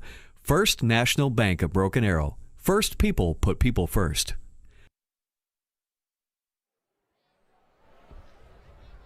Back at Broken Arrow Memorial Stadium, Dylan Rivera with Coach Mo Wallace, Madison Dildine on the sidelines. Mustang player still down on the goal line. We will wait to see who it is and get you that information as soon as we can. Obviously hope for the best. The training staff still attending to him, and the Broken Arrow training staff is making their way out there as well and see what it was that forced the injury, but always hope for the best when it comes to those in any ball game for any team and for any player. And hopefully he's able to carry on in this ball game. Right now the score line 17-7, Broken Arrow in front of Mustang. The winner of this one will move on to play the winner of Bixby and Union. That score line right now, the Spartans in front of the Redhawks 37-7 in the third quarter. It looks like they will bring the stretcher out for the Bronco that is down. We'll take one more commercial break, come back live here on ArrowVision, brought to you by Kinetic. Hey BA Tiger fans, now's the time to show your school spirit. Support your favorite school with the Broken Arrow School Pride debit card from TTCU Federal Credit Union. The only card that gives back to Broken Arrow every time you use it. Since the program began, TTCU has donated over $350,000 to Broken Arrow Public Schools. That's a lot of support from fans just like you. Whether you're a student, parent, or proud Tiger fan, your everyday purchases can make a difference. With TTCU, you're not just banking, you're backing your school and local community. Join the thousands of TTCU members who are already using the Broken Arrow card. It's super simple. Use your BA card and TTCU donates. Thank you TTCU and thank you Tiger fans. Support our school with every purchase. Go get it!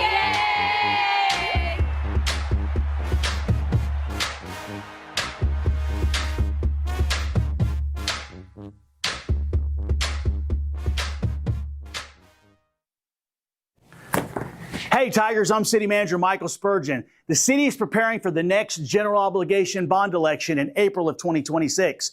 Just like the improvements to Albany Street in front of the high school, bonds help pay for upgrades to public infrastructure like streets and intersections, public safety services, parks improvements, and more here in our great community. To find out more about the bond process, visit the city website. Thank you for helping us build our future. Broken Arrow, enjoy the rest of the game. Tulsa Bone and Joint, Northeast Oklahoma's sports medicine experts. We are pleased to help you and the athletes in your life with a number of surgical and non-surgical options. Tulsa Bone and Joint is proud to serve as team orthopedist for local high schools such as Broken Arrow, Owasso, Sapulpa, Cascia Hall, and Bishop Kelly.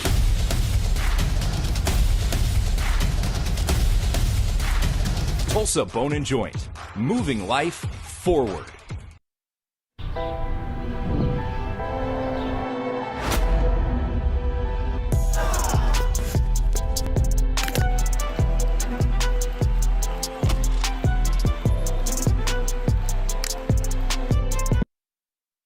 While you are teaching someone special the nuances of keeping the wheel steady, we can provide you means for you to maintain financial equilibrium.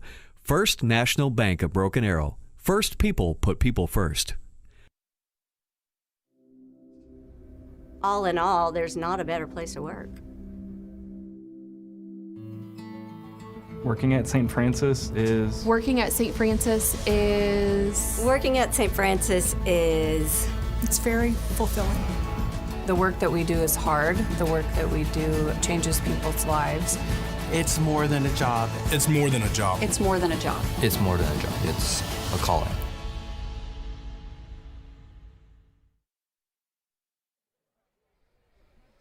Both teams have left the sideline to support the injured player for Mustang.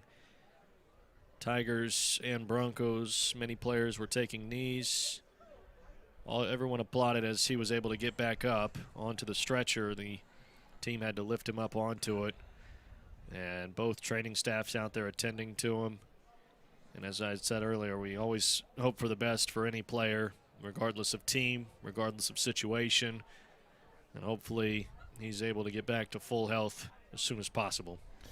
You know, we always pray that both teams always come out healthy in a situation in a ball game. Football is one of those sports that anything can happen on any given play. You know, these kids, they risk what they risk by putting the shoulder pads and the helmets on. So, you know, we'll send prayers out to that young man. But, you know, it's all about being healthy. You want to get out of a game healthy, like Travis always says. And, you know, hopefully it's just a scare. Prayers out for his family as well, because anytime you see your son or your brother or your friend, whoever it may be, your teammate, go down, it's always a scary thing. And they're taking him immediately to the ambulance, and they'll seek further medical attention for him, and again, hope for the best with that. And the thing about it is you got to turn the motor back on now. The motor's been off. It's been a little cool right now. You got to turn the motor back on. You got to forget things. Mustangs has to forget about what just happened. Broken Arrow has to forget about what just happened. And obviously there's a playoff game that needs to be played right here. So that's the gift and the curse when it comes to football and playoffs. Still 18.5 minutes to go. Broken Arrow in front by 10 right now. Ball on the 19-yard line. It's a 1st and 19 as they try to get to the end zone. And Sengo's slipping between tacklers. He'll get there, but again a flag comes in. And whenever that flag comes in from that right there, it probably had to be something as far as a hold downfield. But we'll see. That was the back judge in the end zone. So the way I look at it is this: Sengo did a great job of evading a tackle. He did a great job with his vision. You know, we talked about his vision all night long. Sengo does a great job with that. On the offense, still first down. So blocking the back, I mean, and that happens right there. I mean, but Dylan, we talk about making those type of plays and understanding the offensive situation. You know, you talked about earlier where, hey, is it like basketball where you just put your hands up and get in front of a guy? You know, you can't make those type of blocks. So it resets. Nothing changed. A first down and 19. The result changes as Sengo goes down early. Gain of 1. And we talked about penalties. You know, Broken Arrow's done a great job, but we've been overcoming the penalties so far. You know, ball's at about the looks like the 13-yard line, but we've overcome those penalties. We've done what we had to do. There's 6 minutes and 5 seconds left in the third quarter. You know, we got 3 receivers to the bottom of the field right now, so now we're in the Titan Hicks package right now. Second and goal. Hicks takes it to the left side, and he's drugged down from behind by big number 97, Julio Vera. And now there's a lot of extracurricular out there.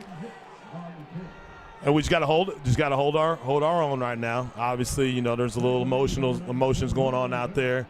We're in field goal range, so you know, we play a little clean game right now.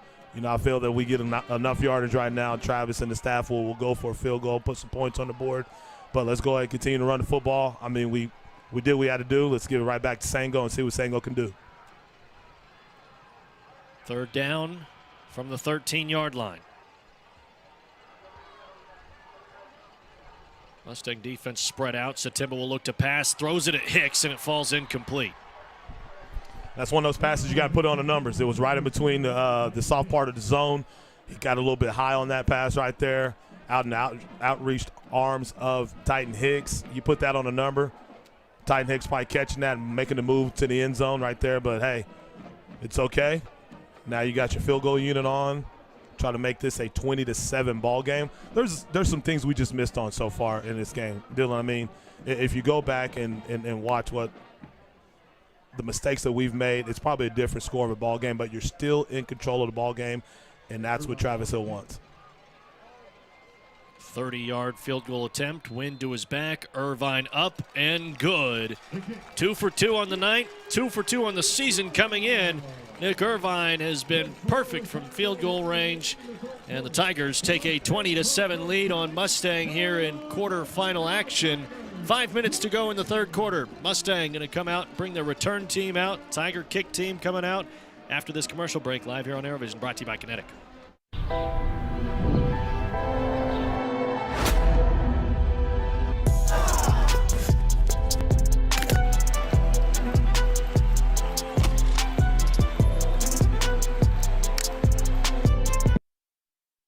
While you are teaching someone special the nuances of keeping the wheel steady, we can provide you means for you to maintain financial equilibrium. First National Bank of Broken Arrow. First people put people first.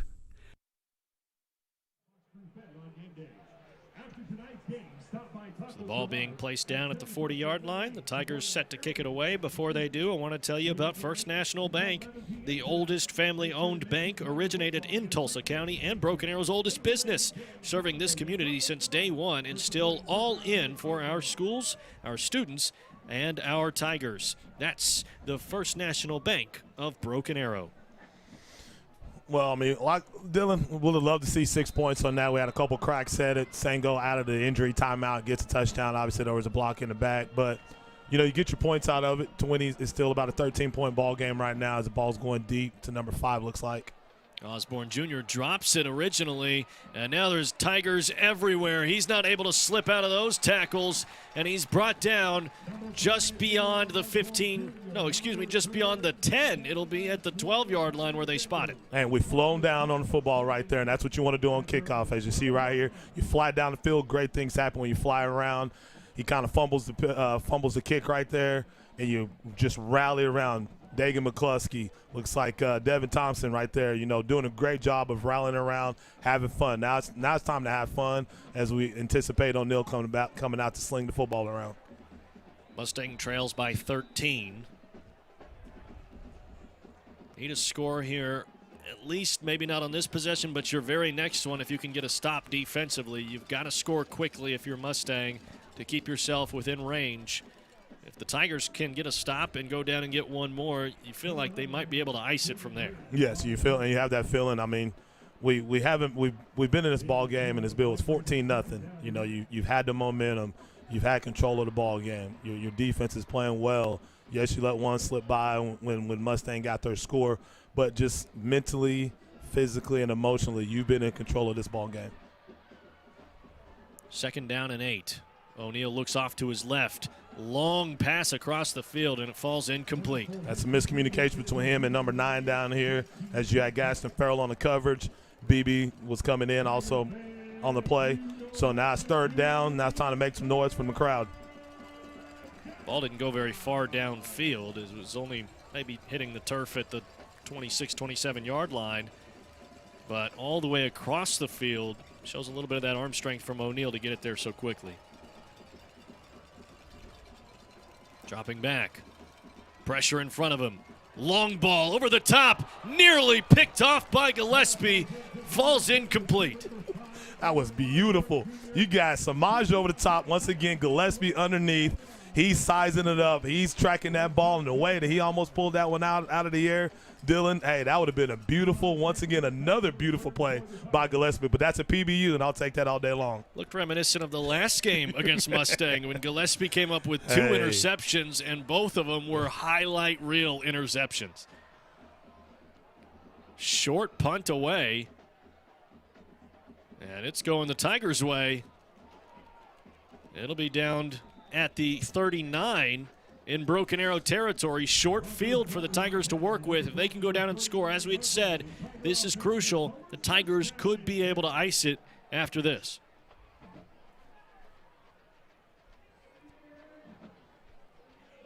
O'Neal's interception earlier on in this ball game to Samaj Stanford was just the 3rd interception he's thrown on the season. He's been very decisive, very accurate all year long, but Stanford and this Tiger defense has really given him problems. Defensive line has been everywhere. The linebackers have been in passing lanes. It's been really difficult for O'Neal to get a grasp on this Tiger defense. Well, and you're starting to feel – he's probably starting to feel players fall at his feet. You know, defensive line, offensive linemen fall at his feet. You know, ghosts around him is what they, you know, a lot of people talk about when it comes to quarterbacks. And even on that pass to number 9, I felt that he wasn't able to step into that throw, because he could throw from the far hash. He could put it on the money from the far hash. He's got an elite arm. But, hey, we're doing what we're doing on defensive line. Quickly, I want to thank one of our One Club sponsors, the Arrow Group. They're a division of Alliant Insurance Services, proud to support Broken Arrow Public Schools. Based here in Broken Arrow, they provide risk management and insurance programs for businesses across our region, from contractors to manufacturers to professional offices. You can trust the Arrow Group to protect what matters most. During this timeout, Madison Dildine able to listen in on the running back room and Coach Jeremy Smith.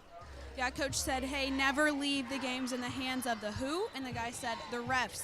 He said, we've got to find the creases and then get skinny. We got to get it and go. Dylan. Thank you, Madison. Obviously, a lot of that has to do with the offensive line and the receivers that are blocking downfield as well. A lot of penalties against the Tigers here tonight. Cleaning those up will be important for Broken Arrow to get the win here tonight.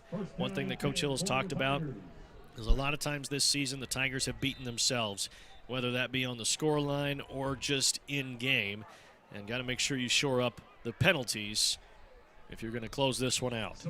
And I feel we've grown from that situation, Dylan. You know, he talks about that, but I feel that so far in this game we've overcome those penalties and overcome those mistakes to be in control of this ball game.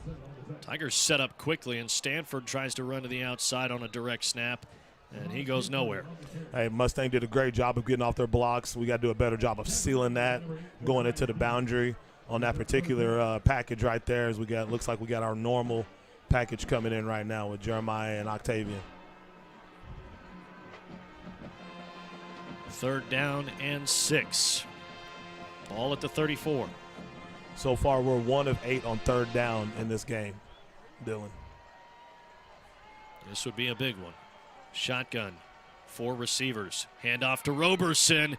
Sneaks into the secondary. I don't think he pushed beyond the marker. Maybe he did. It'll depend on the spot. Move the chains. Move them. That's a 1st down. That has to be a 1st down. They will give it to the Tigers. Yeah. 1st down for Broken Arrow. Hey, so make that 2 of 9. 3rd down.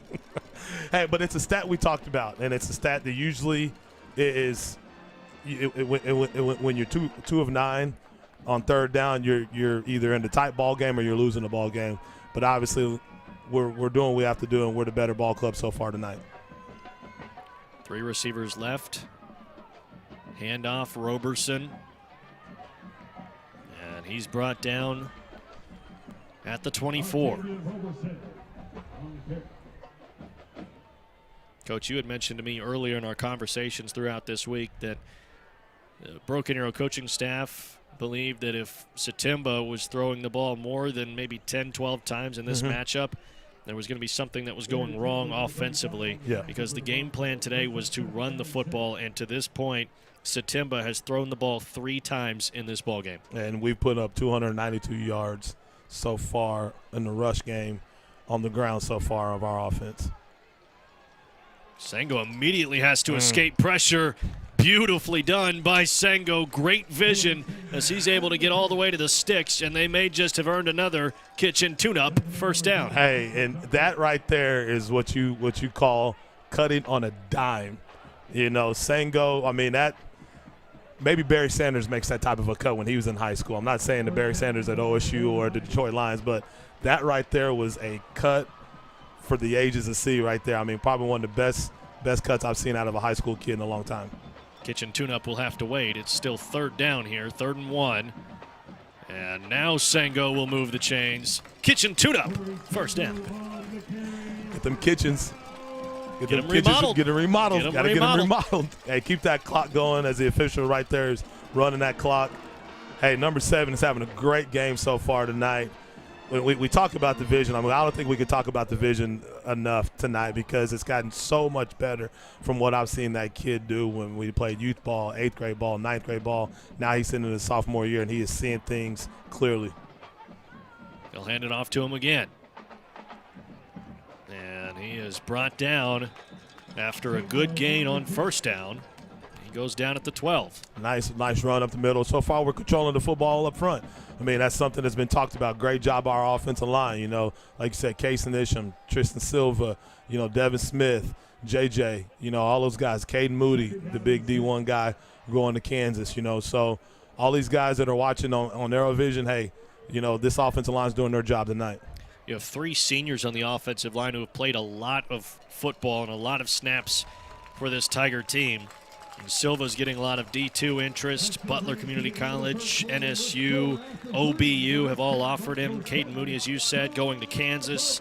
Devin Smith, the freshman, with 5 Division I offers. Case Isham, J.J. Brashear is trying to get to that next level as well, and certainly deserving of it if you've seen their play this season. The Tigers take a 20-7 lead into the 4th quarter. And they are just 12 minutes away from a semifinal appearance. We'll see if they can get there. Keep it right here, live on ArrowVision, brought to you by Kinetic. Hey, Tigers, I'm City Manager Michael Spurgeon. The city is preparing for the next general obligation bond election in April of 2026. Just like the improvements to Albany Street in front of the high school, bonds help pay for upgrades to public infrastructure like streets and intersections, public safety services, parks improvements, and more here in our great community. To find out more about the bond process, visit the city website. Thank you for helping us build our future. Broken Arrow, enjoy the rest of the game.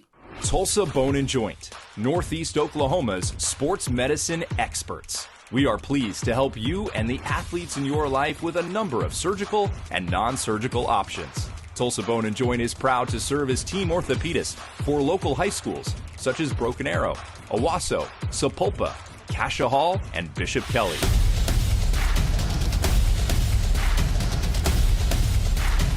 Tulsa Bone and Joint, moving life forward. I want to quickly thank one of our One Club sponsors, Shields. They are a proud partner of Broken Arrow Public Schools. From Nike to Hoka to Adidas, find all the iconic brands you love with the experts to help you choose. We'll have you feeling and performing your best right here at Tulsa Shields, located at the Woodland Hills Mall. Satimba keeps it himself, and he will punch it in. A definitive score for the Tigers, 26-7, and it's QB1. Great play call right there.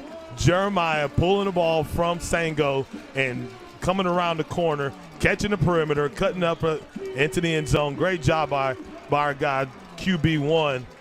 And that just looked like that was a play call. That was a called play right there. He looks like there was no RPO action to it. He just didn't even put it into the belly of Sango. It was a play call that we run all the time in practice. Great job by Jeremiah. Great job by our line. Great job by the team so far on offense by running the football as Nick Irvine's about to have the point after attempt. It's one thing with Jeremiah Satimba you have to bring up. As much as we talk about the throwing numbers not being where they were last year, he's been efficient in the passing game, but where he is also extremely efficient is in the run game. He's so quick and so shifty for a quarterback. It throws linebackers and safeties for a loop.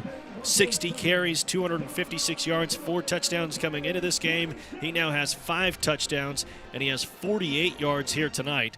So his tallies continue to rise, and he is a phenomenal football player, not just through the air, but on the ground as well. And Dylan, in the summertime, when we were watching games from last year and watching games from his previous 2 years here, I talked to you about, hey, this guy's his legs are unsigned. I don't think a lot of people understand what this guy can do on the ground, and he likes to call himself a pocket passer. Whereas whenever I was talking to you about it in the summer, I'm like, no, he's a dual threat.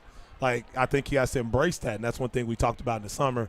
And obviously tonight he's embraced that right there and understanding the game plan and understanding, like, hey, you're going to have to be able to do it with your legs tonight because we need you to run the football along with throwing the football if needed. Scoreline of the opposing ball game between Bixby and Union is 51-7 with Bixby in front late in the third quarter. They should be running that clock here pretty soon. Tigers lining up to kick it away. It's Everett Bulis out there to kick it. And Dylan, when you could put 320 yards. Muffed. Ball down. And I didn't see who fell on top of it. Flag down as well. Hopefully that's not a sideline warning over here. Looks like they ran into a player, maybe a coach, but when it's down right there with that sideline official, that's usually a sideline warning. Broncos recover, so they escape disaster, but a penalty flag down and likely a sideline warning, something that Broken Arrow has become almost accustomed to. Sideline interference with contact, 15 yards, first down. And Dylan, I mean, that right there, usually they give you a warning, but obviously officials speak, they talk, and they understand, and they go through the reports, all this and all that, and that's an automatic penalty, especially in the playoffs. So the officials understand that Broken Arrow's done had that a few times this year, and they're just going to automatically call out a penalty. Coach Hill chewing out the coaching staff for it. Mistake made there, and 15 yards awarded to Mustang. Broncos offense moves around. They're trailing by 20 here with 11 minutes and 50 seconds to go. O'Neal fakes the handoff. He's looking at Johnson downfield, and the flag goes in. Farrell in coverage, and to me it looked like they were tussling in a 50-50 matchup, and Johnson tried to draw the flag. And hopefully the official will communicate with Farrell. I mean, Farrell's over there. He's just got to get away from it, allow the official to speak to his guys. But hopefully, whether it's at the end of the game or sometime, them two can speak and say, hey, hey, what did I do wrong? Looks like they're waving it off. So I could tell from our vantage point up here as they wave this flag off is Johnson and Farrell were going one-on-one. Mm-hmm. Farrell did have his hands on Johnson's back, but it was almost as if Johnson was just losing his footing and then decided, you know what, I'm not going to be able to get to this ball. Let's see if I can get a call to help me out. There it is right there. There it is. Hey, great job by the officials, getting together, clearing the call up, and making the right call. Obviously the call is for Broken Arrow, but making the right call. And I think that's what you have to do as officials is continue to communicate with each other and make sure that you are making the right calls for the game. 2nd and 10. Ball at the 46. Handing it off. A lot of running room. Stanford makes the open field tackle, but it's Tucker Brown moving the chains. But man, can that kid tackle. Man, can he, I mean, just the way he comes downhill, even though that was a big game, explosive play by Mustang. But at the end of this play, watch how he just breaks down and just explodes right into the base of the player. Pass off to the left. Caught by Murphy. Pushed out of bounds by Gillespie. Short gain on first down. And I know Mustang's trying to, throw that hitch, and keep things underneath to try to break some plays open because obviously they're feeling that they cannot blow the top off of this defense. And Jaden O'Neal's just trying to get what he can get when it comes to yardage underneath. Great job by our safeties, great job by our corners by not allowing things to get over the top. Correction, that was J.T. Johnson on the catch. They'll actually say it was a 0 gain. Back to the line of scrimmage. 2nd and 10. O'Neal looking off to the right. Osborne Jr. makes the catch. Farrell coming in quickly from behind, wrapped him up, and the Tigers bring him down at the 33. Not bad on the coverage right there, not bad. I mean, obviously, if you're going to watch film, you'll probably be a little bit more technical with it, but, hey, I'll take that. You're underneath the first down gain right there. Good job by Farrell by closing as quick as he did. Good job by our Tigers by rallying to the football to bring up a 3rd and short. 3rd and 4. O'Neal has a man, and the chains will move. Pass caught by Lane Lewis, and Mustang keeps their drive alive. They're getting close to the red zone here. Okay, and one thing right there, Dylan, I mean, you automatically know it's a pass. There's no RPO. There's no play action fake right there. Backer just has to get out into the flats. 3 wide receivers as O'Neal drops back. Looking end zone at Osborne Jr. Pass falls incomplete, and a flag is down in the end zone. Well, here's the deal right here. I mean, if they're going to call that a PI, that's one of those deals where I like to see why that's a PI right there. I mean, he did a great job. On the defense. I don't know if he was there early, but in high school you don't have to look back. You don't have to look back. The ball's there. Obviously, Osborne makes a play on the ball. He pushes him out of bounds, so I don't understand why that was called a pass interference. But to me, that's pretty good defense by number 21. Osborne Jr. is a big target, 6'4", has 8 touchdowns on the season, and he is that red zone target, the guy they can throw it to in the corner of the end zone and just let him go up and get it. O'Neal looking at Lane Lewis again, who trucks over Osborne Jr. and is drug out of play by Nate Jackson. That's a big dude right there. Lane Lewis, the Bronco back, listed at 6 foot, 245. Now you got 2 receivers at the top, number 5 and number 1 looks like. Number 5's at the bottom now. It's like number 9 and number 1 at the top. Shotgun. Snap to O'Neal.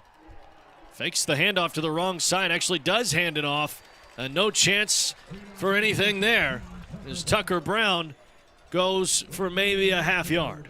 Okay, now once again, you did a little miscommunication right there in the backfield by the running back and the quarterback. Allows our guys like Gabe Manning to do a great job of creating havoc right there on that play. Brings up 3rd down and about 7. Looks like 3rd down about 6. Still can't get a first down inside the 1-yard line. Mustang looking over at the sideline, trying to get the signal, and barking it out to his offensive line is O'Neal. Back to pass. Pressure on the backside. John Broll II with a huge sack. What a dance. What a dance by John Broll II. Hey, he told me earlier this week he was going to get to number 2, and he did. Great job by John Broll. That was just a clean path right there. They blocked down John Broll. Great job by him. Staying on the path. Do your dance, young man. Do your dance. A little miscommunication up front by Mustang's offensive line. I don't know why you would let number 99 go right there, but obviously they did. Well, not only that, but even if he didn't get there, there was 2 more Tigers in the backfield in a hurry. Looks like we got a false start on Mustang right now. They'll actually call a timeout first. So Mustang heads back to the sideline to talk things over. The Tiger defense forces a 4th down and 12. And the ball is at the 13-yard line. You can get to the 1 and get a fresh set of downs, or, of course, Mustang has their eyes on the end zone to see if they can get a score back here. Critical juncture in this ball game. We'll step aside quickly, come right back live on ArrowVision.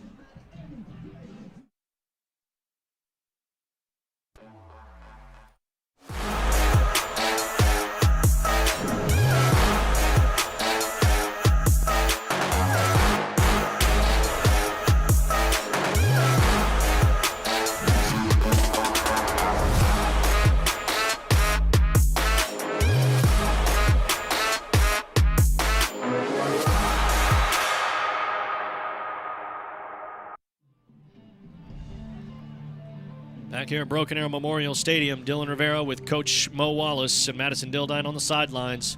Ball on the 13-yard line. It's 4th down and 12. 8.5 minutes to go here in this ball game. If Mustang can score here, this is very much still a ball game. Even though the Broncos trail by 20 points, they can score in bunches. It's definitely not over with if Mustang can get there. If the Tigers can get a stop, you got to imagine that Broken Arrow, the way they've been running the football, should be able to run the clock out. They should be able. You got 4 wide doubles right now going down. Watch for something real quick in the end zone, maybe something on the backside. O'Neal back to pass, feeling pressure across the middle, gets it to Johnson. Touchdown Mustang. You spread the field out. Your receiver, your slot receiver, runs a seam slant right there. He crosses the face of BB. You got to do a better job. You got to protect the seam. You can't allow them to cross your face in a situation like that when you don't have the help that you need to have in that type of a situation. The middle of the field's wide open. Barlow in on the pressure right there, and you just can't allow them to cross the face right there. So knowing it's a too high shell look, you got to be able to protect the inside and allow them to go outside. But now we're in the ball game again. Jaden Johnson gets his 14th receiving touchdown on the season. And Mustang gets the PAT as well. So it is now 27-14. And I wouldn't be too surprised if Mustang goes for an onside kick here and tries to get the ball back quickly. Yes, hands teams have to be on alert right now. So obviously Travis is letting his guys know. Coach Hicks is going to be the guy to communicate with these. This part of the special teams is going to be a hands team out there. So we just got to do a great job of looking the ball off the tee, fielding it. Guys that are not getting the ball, they got to come up and protect the guy that's getting the ball. So it's kind of like if you played baseball, Jack Gardner's probably obviously going to be on the hands team. So it's kind of like a grounder coming to you. Can pop up. All kinds of crazy things happen on that oval-shaped football. So you got to understand the situation and understand that we got to protect our guys and get this onside kick. Tigers are riding a 6-game win streak, and a win tonight would make it the longest win streak since the undefeated 2018 season. And Broken Arrow doing that in the first year of Travis Hill at head coach would be a phenomenal feat. They're not worried about the win streaks, they're worried about the games and where they're playing. And the semifinal is where Broken Arrow wants to be. It's where they envision themselves in the off season and playing in the big-time matchups. That's where the Tigers belong in their minds. And a chance to play for a gold ball still on the line. A chance to be one of the final 4 teams in the state of Oklahoma still playing football at the 6A-1 level. And Broken Arrow wants to be there. Hands team set up. Wynn knocking over the football. They've continued to pick up as they've continued to stay out of that north side too, so a cold breeze coming down across the field left to right. Looks like Mustang may want to do this towards their sidelines. Easton McDaniel onside, takes a big hop. Broken Arrow touched it. It's rolling out toward the sideline. And this is going to be a crucial call. Yeah, it looks like it's going to went out of bounds. They got away from Mustang, so the Tigers evade a massive disaster as that ball took a big hop. That was a great kick. At the wrong time. Great kick, Dylan. Great kick. Hey, you want to get that 1-2 pop. I don't know. I mean, I know we got John Brohl over there. He obviously has good hands. Is a former tight end. but I'd like to see either a skill or a power guy right there, mainly a skill guy at that top, because he's the guy that can go up and actually get his paws on that. It looked like Price Lusk was the one in front of him that got his hands on it. Yeah. And it just got away from Lusk. So, but, hey, we survived that right there. Now you got to go out and, you got 8.5 minutes left in the ball game. You control the ball game right now. Just continue to run the football. Mustang's going to load the box with about 4 or 5 guys up front on the line of scrimmage. And we just got to do a great job of opening up the holes and allowing our guys to control the football. Handoff to Stanford, and he's loose. Brought down by Osborne Jr. after a huge pickup. Man, shot out of a cannon. He sees it. Great job by Titan Hicks. Great down block, clearing it out by Titan Hicks on that play right there. Dylan, first down for the Tigers. Kick returner, punt returner, free safety, wide receiver, running back, direct snaps at that quarterback. You ask Samaj Stanford to do it, and he'll do it at a high level. Hey, Swiss Army knife, and hey, you know what? Maybe he should be ranked higher than somebody after tonight. I'd just like to see him get another star. 4 stars right now, and I think you ask anybody around Broken Arrow that's watched this team all season long, there should be a 5th one.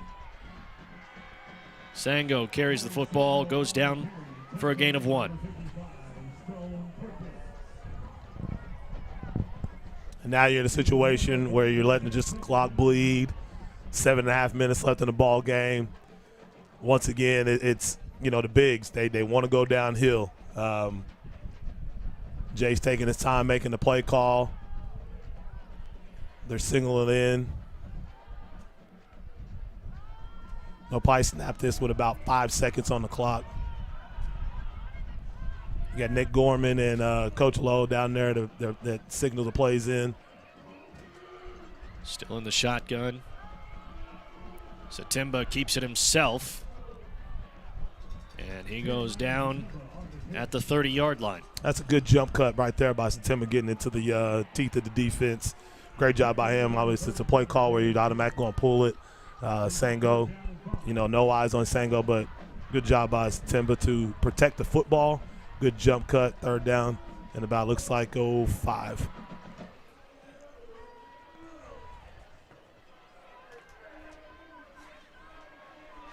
Mentioned earlier on in this ball game that these two teams have split their meetings 3-3.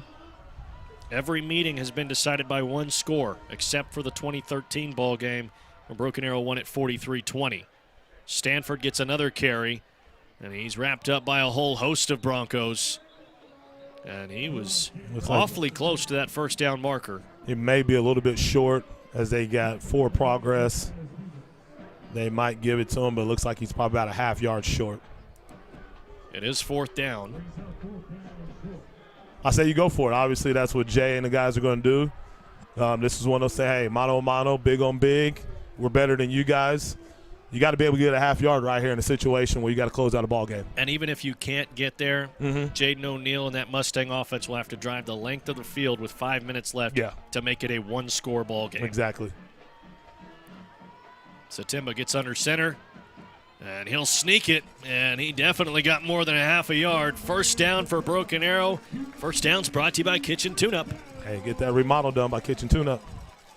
And now you're in a situation right now, Dylan. I mean, you have 5 minutes and 20-something seconds left on the clock. Once the 5:25 left on the clock, you got a 40-second play clock. You continue to just bleed the clock. You could probably, within this next 4 downs, you could take about 2.5 minutes off of the clock.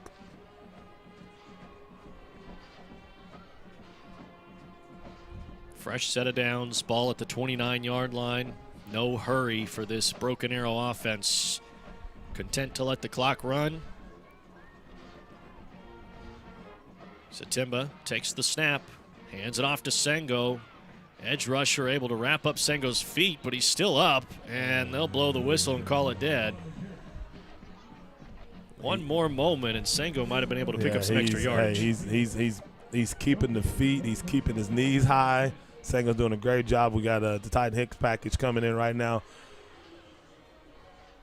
Continue to just Chip away, chip away, chip away. Try to put the nail in the coffin. Try to put the exclamation point on this victory right now. We're in the second down situation, 2nd and 10. 12 seconds left on the play clock. They're going to load the box, obviously, bring them safeties down to about 5-6 yards. Hicks up the middle, ran into one of his blockers, and falls down for a very short gain. Down at the 22, so now a 3rd down and 8 upcoming. It depends on how many yards you get on this play right now, Dylan. You know, if you get about 4 or 5 yards, obviously you'll go for it on 4th down. I still think this is 2-down territory. You're going into the wind. Ball's on the left hash mark of the offense. You do have confidence in Nick, but you don't want to take a chance. So I still feel this is 2-down territory right here.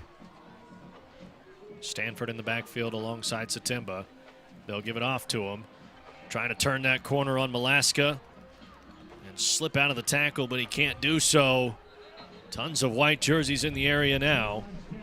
And a good gain on 3rd to create a 4th and short. And as you said, maybe 4-down territory. If you decide to go for it, you are about 3 yards away from the sticks. All right, Malaska did a great job getting downhill, taking away the upfield shoulder of Samaj on that play. I mean, that's what a safety's supposed to do. Samaj trying to get outside, take away that upfield shoulder, turn it back in to your players. Stanford coming into this game had 8 carries only on the season, 85 yards, and his longest rush was 27 yards. 5 seconds left on the play clock. Looks like we're going to probably call timeout on this situation right now. And there it is, the timeout from Coach Hill. They'll figure out what they want to do, whether they take the 3 points or go for it on 4th down. Real quickly, I want to tell you about an opportunity you have to help Broken Arrow students. You can make a difference for local students through the Food for Kids program in partnership with the Food Bank of Eastern Oklahoma. This program provides weekend meals for BA students who might otherwise go without. It's simple to help. Just visit baschools.org/foodforkids to make a donation. Every contribution goes directly toward feeding Broken Arrow kids. Fans have already donated nearly $7,000 toward this program. And we thank you, Broken Arrow, for your generosity. Hey, especially this time of year, that's a big shout out to the community for doing something like that. I mean, there's obviously families out there dealing with less fortunate times and this time of in need. So holiday season, if you can go out there and support families, please do so. Absolutely. Dylan Rivera here with Coach Mo Wallace and Madison Dildine on the sidelines. 2.5 minutes to go here in this ball game with Broken Arrow up 27-14. Our Tacos for Life postgame show upcoming, so don't go anywhere after this broadcast. We still will recap this ball game, have some highlights for you, and break it all down and preview the upcoming matchup that we now have on the docket for Broken Arrow, as there's just a couple minutes left in this ball game. Man, getting a little excited right there for that upcoming matchup, but let's go ahead and let's finish this game out and get a dub. It's Stanford and Sengo in the backfield. 4th down and 3. Stanford will run behind Sengo, getting around the edge, extending the play, and getting the first down. And the beauty of all that right there, Dylan, is there's no flags on the play. Great job by our offense by sealing the blocks, making the plays to get Samaj in route to the corner to get that first down and bleed more time off the clock. Look at these blocks. Moody, I mean, all those guys getting those blocks right there. Great job by our guys sealing those blocks off and getting the first down inside the 10-yard line. And, hey, take more time off the clock. He did step out of bounds, so the game clock will stop. And so they will need to run a play here to keep it going. They'll hand it off to Sengo. Sengo's not going to go down easily. He's going to try to get in for another touchdown. And he goes down after a decent gain. And, Dylan, one of the keys to the game was wearing these guys down up front. I think we did a great job defensively by getting to Jaden O'Neal. Looks like we had 2 sacks, I think. Offensively, did a great job by just leaning on those kids. You know, obviously we talked about earlier that, our weight program does a great job of getting these guys ready for Friday nights, and obviously McKnight did a great job of these last 2 weeks getting them ready for this type of a playoff atmosphere and running the football. So our bigs did what they had to do. One of the best offensive lines in the state of Oklahoma by only giving up 3 sacks so far this year. So looks like Sango. Short run for him. This is the first time in school history that Broken Arrow has played Mustang twice in one season. And the numbers not really favorable for Broken Arrow in those scenarios. Since 2000, BA has played the same team twice in a given season, 22 times, and only 6 times have they won both meetings. And now this will be number 7 in that span. I'll take that. This is a great feeling. It really is. I mean, knowing that your hometown team, Broken Arrow, you're out there, your hometown team is about to go back to the semifinals for the first time since 2021. Handed it off to Sengo. He's trying to spin out of trouble, but he won't get there. And brought down in the backfield. Forward progress, they'll give him a little bit of yardage. And timeout called by Mustang. Obviously, Dylan, looking forward to the matchup next week. It's going to be fun. Obviously, you're going up against the team that's won 10 out of the last 11. And they've won the last 2 in 6A-1. They are the program. They are the standard in the state of Oklahoma right now. Coach Hill talks about it. If you want to be the champion, you got to be able to take out the champion. So, looking forward to that matchup, whether it be next Friday or whenever OSSAA decides to schedule it. So, obviously, we'll take our run game, we'll take our talent to wherever it's got to be, because it'll obviously be a neutral game site. Our program did a great job of hosting tonight. Obviously, Mustang had to make that trip up the Turnpike.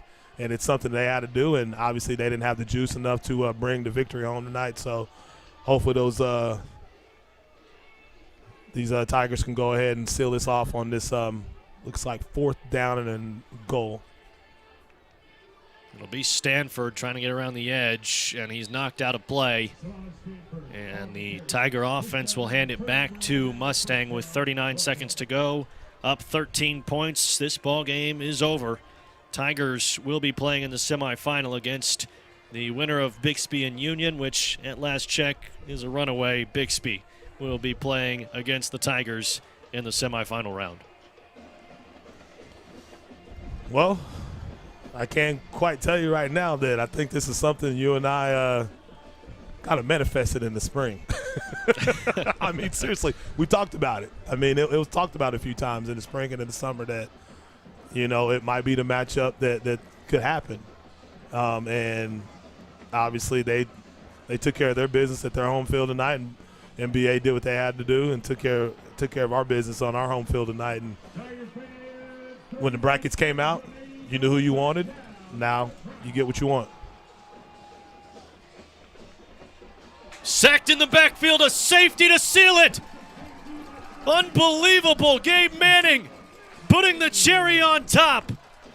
Hey, Gabe Manning sending them back with their white towels tucked between their legs, back down the Turnpike. Safety right there, courtesy of Gabe Manning, bringing the havoc as he always does. Man, I'm telling you, that kid, colleges need to see this kid right now. You need to see this kid on tape. You need to see this kid in person.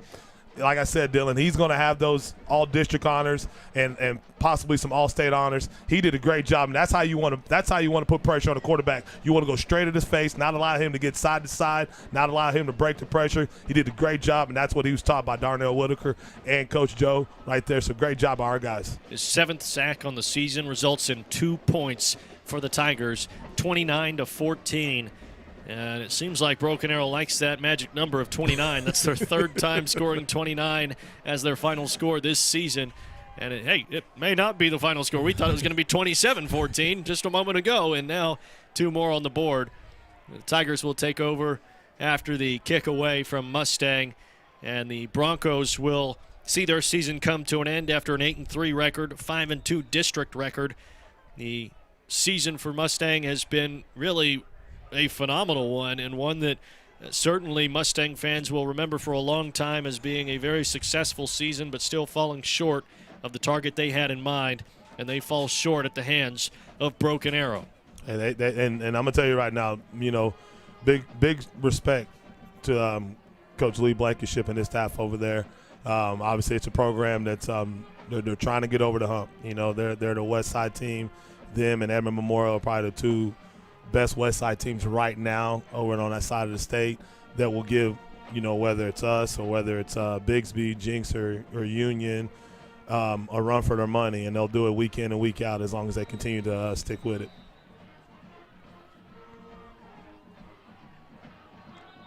Wind knocks over the football once again, and as I had said, it's really picked up throughout the night. It was already windy to start, and it's gotten only worse and only colder. Hey, Oklahoma playoff football right now. I mean, it's that time. I mean, we're going into the Thanksgiving weekend. You want to be able to practice and play on Thanksgiving week in this new format of OSSAA state playoffs, and you want to possibly be playing on December 6th. But right now, you got to play. You got that extra week, and the goal is always to be practicing on Thanksgiving week. The goal has always been to be practicing or playing on Thanksgiving weekend. So, 33 seconds left, and it's pretty much elementary now.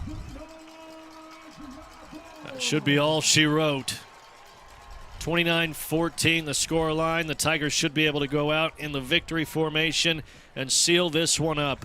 It's a game that a lot of people had eyeballs on. People had talked about this one being a 50-50 ball game and really could have gone either way. There was a lot of people that had picked Mustang to win this ball game. Yeah. And they looked at that previous matchup, 21-14 final score, and you could say, you know what? Mustang was right there in it and didn't have their number one quarterback in the ball game. And as I had alluded to earlier on in this broadcast, that was a different Tiger team that is out here on this field today. Broken Arrow has flipped the script on their season. It started out with a 2-2 record, and now at 9-2 after a victory over Mustang, the Tigers are headed to the semifinal. We're a better ball club than we were at the beginning of the season, and I think a lot of people on that side of the state thought we weren't. I mean, I think if you're here watching this ball club practice day in and day out, knowing what Travis Hill and his staff are about, and knowing what these kids are about, and knowing that they have to go through what they have to go through, whether it's in the weight room or whether it's in the film room, whether it's their practice, these kids are set to go out there and take care of business. They want to be able to represent this community. They want to be able to go out in style. They want to be able to represent this community most importantly, and they've done that tonight. This is a Tiger program that for the last 4 years was only able to manage one playoff win. And in year one of the Travis Hill era, there is one more to the Tigers' name as they head to the semifinal against Bixby, and a season that has been such a hard-fought season for these Tigers.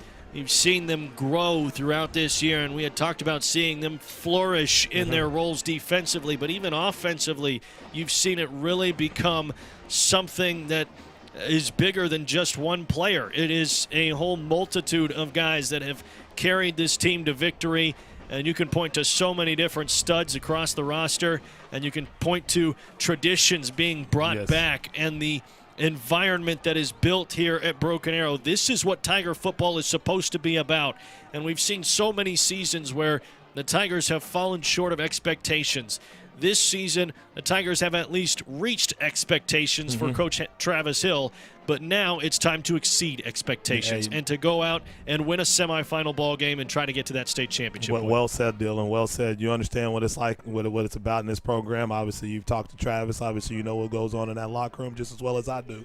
And Travis has always said from the moment he walked in here and we got closer and closer and closer to this day. We spoke in the summertime. We spoke in the spring.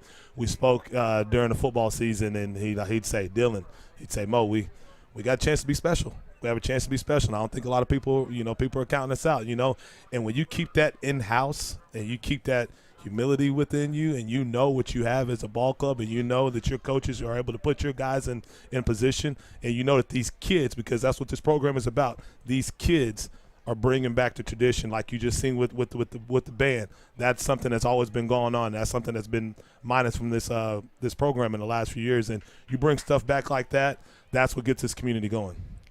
You had talked about earlier that this is 3 separate seasons for Broken Arrow. The non-district season, the Tigers met with Mustang in that non-district season, and they went 2-1 in non-district play. Then you go into district play, and Broken Arrow was able to grab 6 wins, 1 loss in district play. Then they go into postseason play, and that's a whole new season. Just got to go 3-0, and the Tigers right now 1-0, and they look to make it 2-0 next week against Bixby.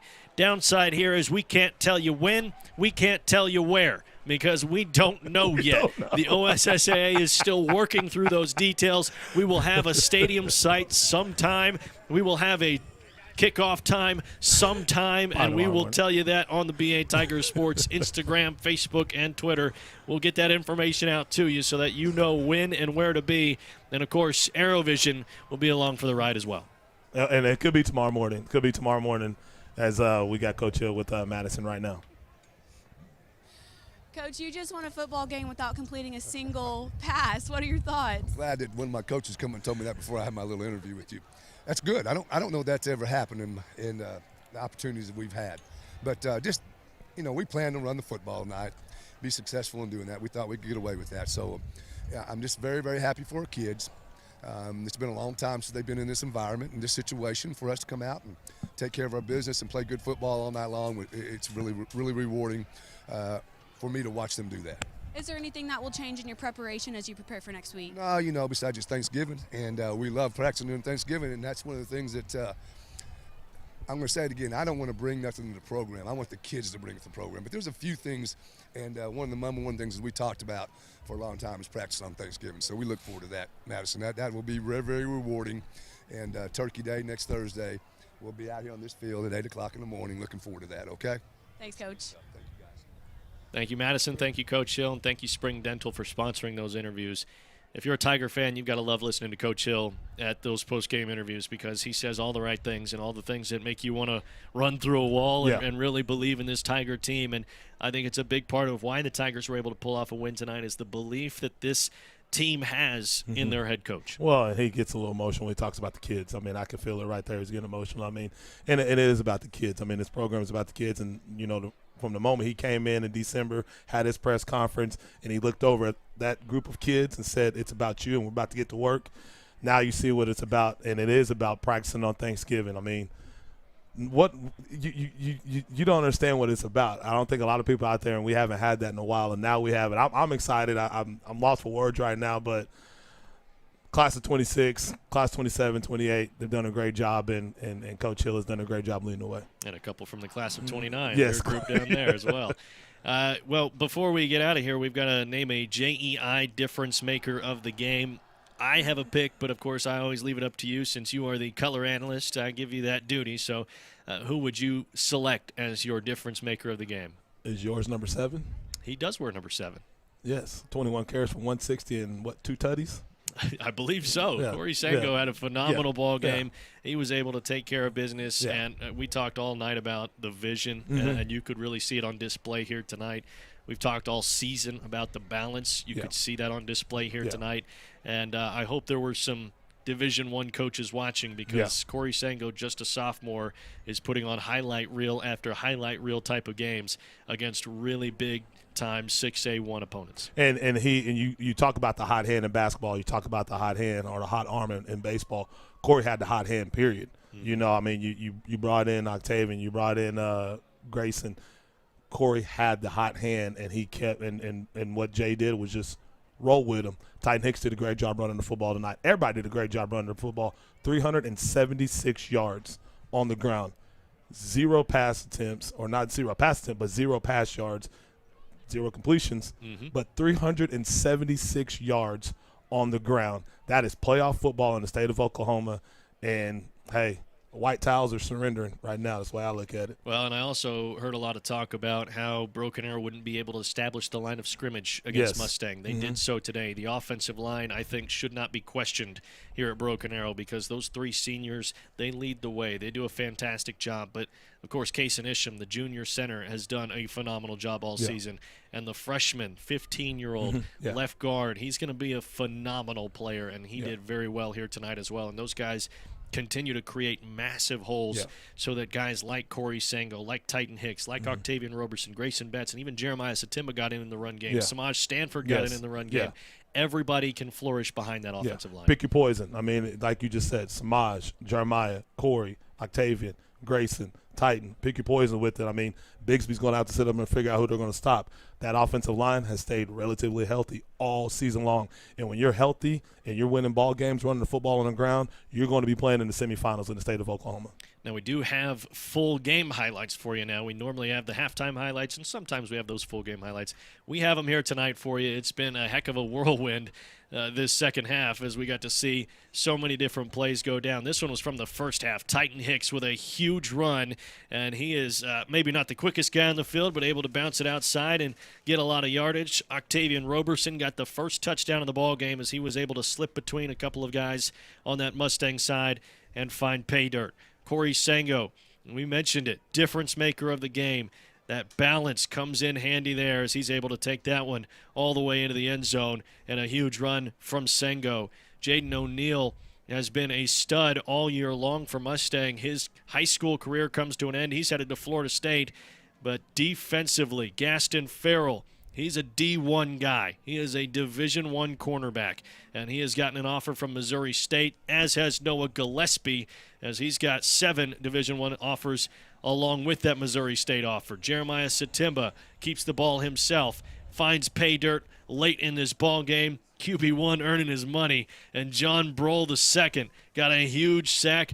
And this dance, by the way, that's Dexter Lawrence. That's who that is. And he has got a phenomenal dance celebration, man. And John Brohl II pulls it out. JB2 getting a huge sack.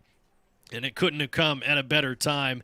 And, of course, for him, he had mentioned earlier on, same thing with Gabe Manning. As he got to the quarterback here, they wanted to tackle Jaden O'Neal tonight. They wanted to be in the backfield. They wanted to wreak havoc, and they did so on those 2 occasions there. Frustrating Jaden O'Neal, making it difficult. He's a quarterback, as I mentioned, that has really torched defenses all season long. The Tiger defense has only allowed 200-plus passing yards in 2 games this season. Tonight, 194. They held Jaden O'Neal, a Division I quarterback, under 200 yards passing. And this defensive back room is just phenomenal top to bottom.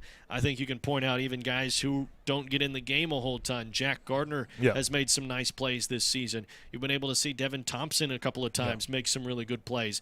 These guys are a full and complete unit, and it's really cool to see them work throughout the ball game and how cohesive they are. They were able to limit number 5 with his touches, even though he got a touchdown out of the game. They were able to not allow Jaden O'Neal to blow the top off. They were able to make plays whenever plays needed to be made. They were able to get into the run game and make tackles in an open field. Samaj did a great job of doing that as well. You know, this defensive back field has done a great job of being that backfield that a lot of teams and a lot of people across the state need to understand that this is arguably probably the best defensive backfield in the state of Oklahoma. So big shout out to Coach Crave and Coach Gordon and Coach Reed for making sure those guys know that they have to recognize routes. They have to see the ball where the ball's at. They have to make sure the quarterback doesn't make those throws that he makes. And, hey, can't wait for next week, tell you the truth. I'm fired up now. It's going to be a big-time ball game against Bixby, and anytime you get to go up against the top of the totem pole, it's a good measuring stick for you. And for year 1, Travis Hill to go up against Bixby and see where your program is at. Even if you fall short in that matchup, you can take a lot of things away from that. It's the barometer that you want to reach. I mean, it's the standard of the standard right now in the state of Oklahoma. 10 out of the last 11. They're the ones that has won the last 2 in 6A-1. They came up from 6A-2. Travis has played them whenever they were down, whenever he was at Muskogee. He understands what Bixby's about. Him and Lauren are real good friends. They understand what Bixby's about. And I'm going to put it this way. To me, it's about discipline, Dylan. And you have to be disciplined in order to play Bixby. You got to be able to tackle well. You got to be disciplined. You got to be able to withstand the heavyweight punches because those boys will be throwing punches all night long. And you got to be able to run at Bixby and beat them at their game. The score lines across the state: Bixby beat Union 51-14. Jinx tops Edmond Memorial 60-28. And Owasso is in front of UConn 45-7 in the fourth quarter. So you're on your way to what is going to be the 30th year that a Tulsa County program will end up winning the state title. Hey, we all know where the best football in Oklahoma is being played, and that's on the east side of the state, and it's been like that for the last 35, 40 years. If anybody want to argue with that, just look at the gold footballs that are on this side of the state. We got one. Union's got plenty of them. Everybody else has plenty of them, but we know where you got to go. If you want to win a state championship in the state of Oklahoma, you have to go through the east side of the state, whether it's 169, whether it's I-44, whether it's Highway 75. You got to go through the east side of the state, and right now, the east side of the state dominates high school football in Oklahoma. Well, this is normally where we would look at the Lenny's upcoming schedule, but we don't have that really for you, so we're just going to give a shout-out to Lenny's anyway for sponsoring our upcoming schedule all season long. Also want to give a shout-out to Tacos for Life for sponsoring our post-game show here. You can go by the drive-thru. You can go in-store late here on this Friday night. They're open until 11 p.m., and if you say Broken Arrow Tigers, you can score a free order of chips and queso. Their location is at 71st and Lynn Lane here in Broken Arrow. Make sure to stop by. And again, at Tacos for Life, every meal you enjoy gives back a meal. Want to make sure we shout out all of our One Club sponsors. I've got a whole list of them running here. Want to make sure we give them all one more shout out. Quick Trip, St. Francis Health System, Tulsa Bone and Joint, TTCU, First National Bank of Broken Arrow, Shields, and the Broken Arrow Public Schools Foundation. Also want to make sure we plug Uncaged, our podcast with the athletic programs that we do on Wednesday nights at Buffalo Wild Wings. These don't happen all the time, not every single week, but we did bring them back for a couple of weeks with girls basketball and boys basketball programs. We will not have them in the month of December. We'll bring them back in the new year. We'll have wrestling, we'll have swim, we'll have all the winter sports for you in January. And before we get out of here, I want to tell you one more time about the Food for Kids Drive. Broken Arrow fans, you can make a difference for local students through the Food for Kids program in partnership with the Food Bank of Eastern Oklahoma. This program provides weekend meals for BA students who might otherwise go without. It's simple to help. Just visit baschools.org/foodforkids to make a donation. Every contribution goes directly toward feeding Broken Arrow kids. Fans have already donated nearly $7,000 toward this program, and we thank you, Broken Arrow, for your generosity. So, Coach, I'll ask you one last thing, and that's just any closing thoughts as we prepare for the semifinal matchup next week. Broken Arrow, come out and support these kids. Wherever this semifinal game is at, come out and support these kids. They deserve it. They've played this game for you this year, so please come out and support this kid. These kids. Happy Thanksgiving. Mm-hmm. It's been a pleasure. Now we get another week to do this. Happy Thanksgiving to everybody out there. We thank you for tuning in to our broadcast here on ArrowVision, brought to you by Kinetic. I've been Dylan Rivera. He's been Coach Mo Wallace. Madison Dildine has been on our sidelines. And our awesome ArrowVision crew has put on this show for you. We will see you next week from somewhere.